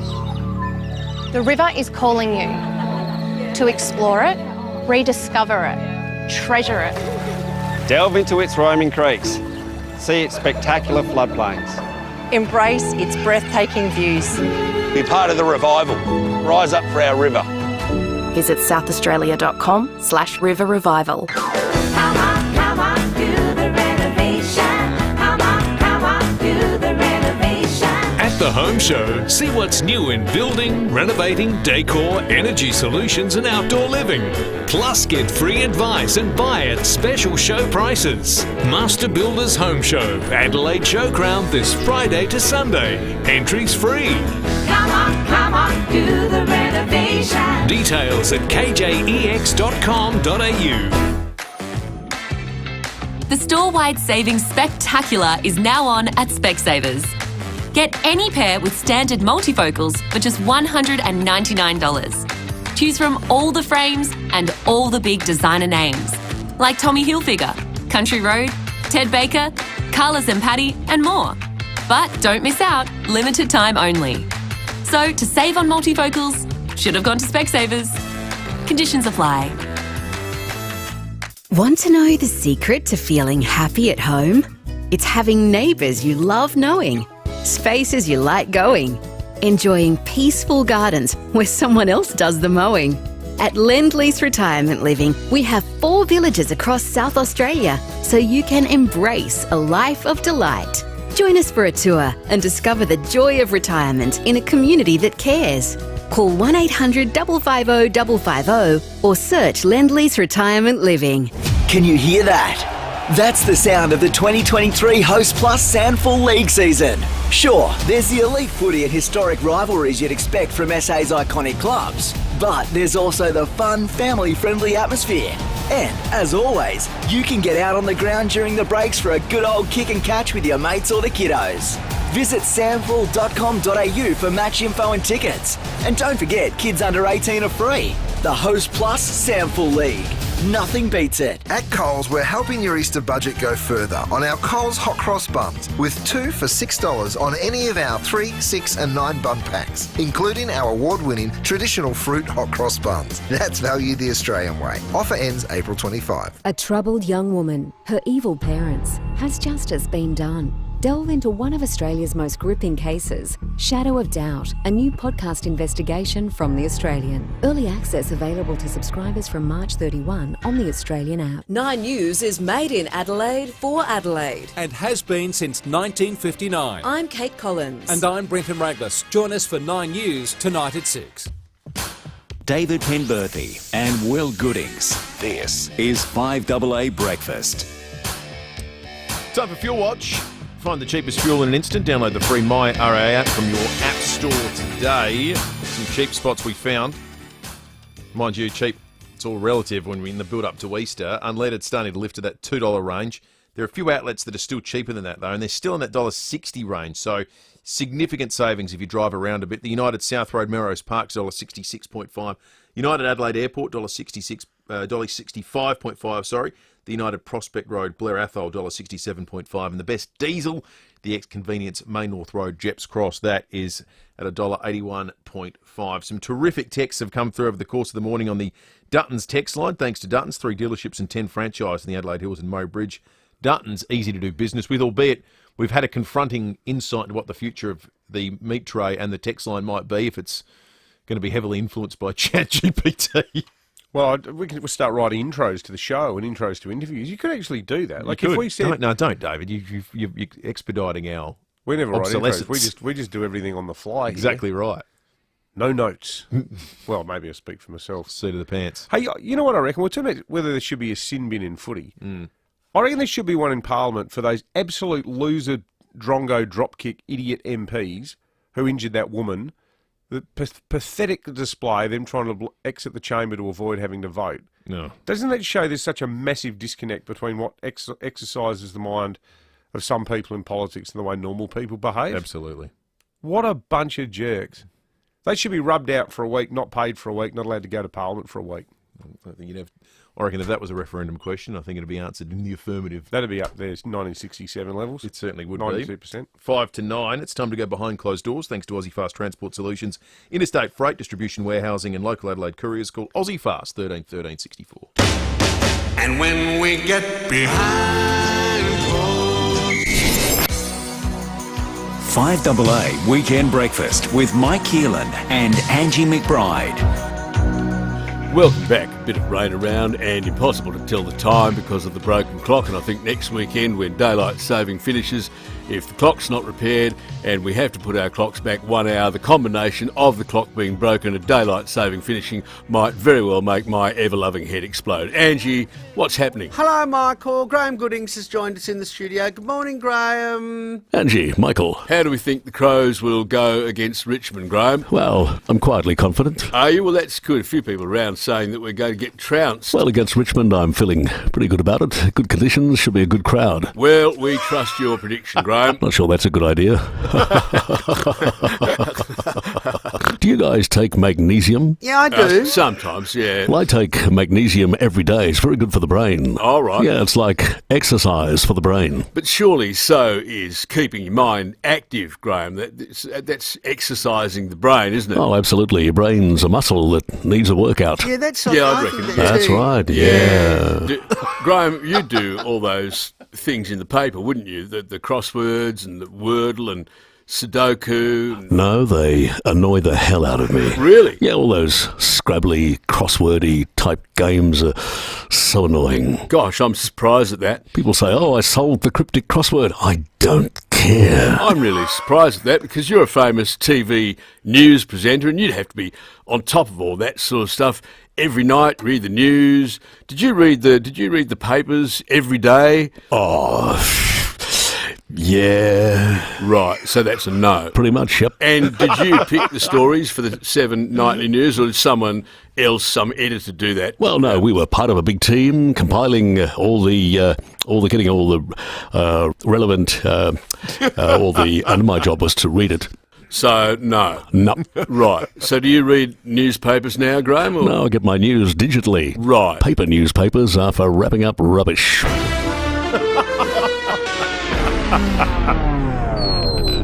He's never been a big puzzle guy, Dad. He's never been a crossword or Sudoku. Mum always played the Sudoku. Dad always found it. Oh, I just looking at Sudoku. My 8-year-old son can do them, and I just look at it and go, how do you even know what to do? They've got to add up to 9 or something, don't they? Yeah, I don't know. I don't do. I inherited Dad's lack of interest in puzzles. Do you don't do Wordle, do you? No. I still do it every day, like clockwork. I do it every day. Yeah. 10 a.m. Sit down and do the Wordle. Yeah, that doesn't do it for me. And if I'd get it in less than 4, in more than 4, I'm annoyed for about 3 minutes. Long enough just to be slightly annoyed.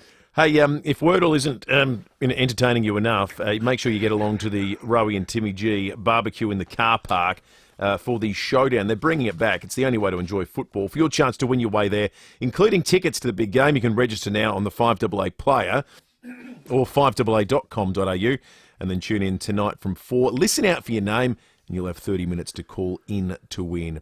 Don't forget, there's nothing better than beers, banter and a barbie for Showdown. Do it on a Weber from Barbecue Adelaide Weber stores and prepare to get lit.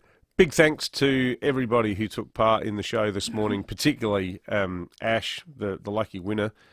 Donald as well. He actually won tickets last year to the. Donald's a superstar. He's a superstar. Yeah, he's got His skill. poem though was the classic. Write something nice about the Crows, and ended up being this impeccable series of backhand. It was compliments. brilliant. Also Rob too, but well done, Ash. Matt Pantelis is next. Catch you tomorrow from 6. Freeway Chemmart has real deals on big vitamin brands like 50% off selected Blackmores, Swiss Bioglan, Inner Health and Nurex professional vitamins. Get real deals every day at Terry White Chemmart, dedicated to care. T's and C's apply. Sale ends April 18th. Slow and steady wins the race. Unless you're cooking Aldi's 100% Aussie sizzle steak, then there is no race. There's just quick steak for $21.99.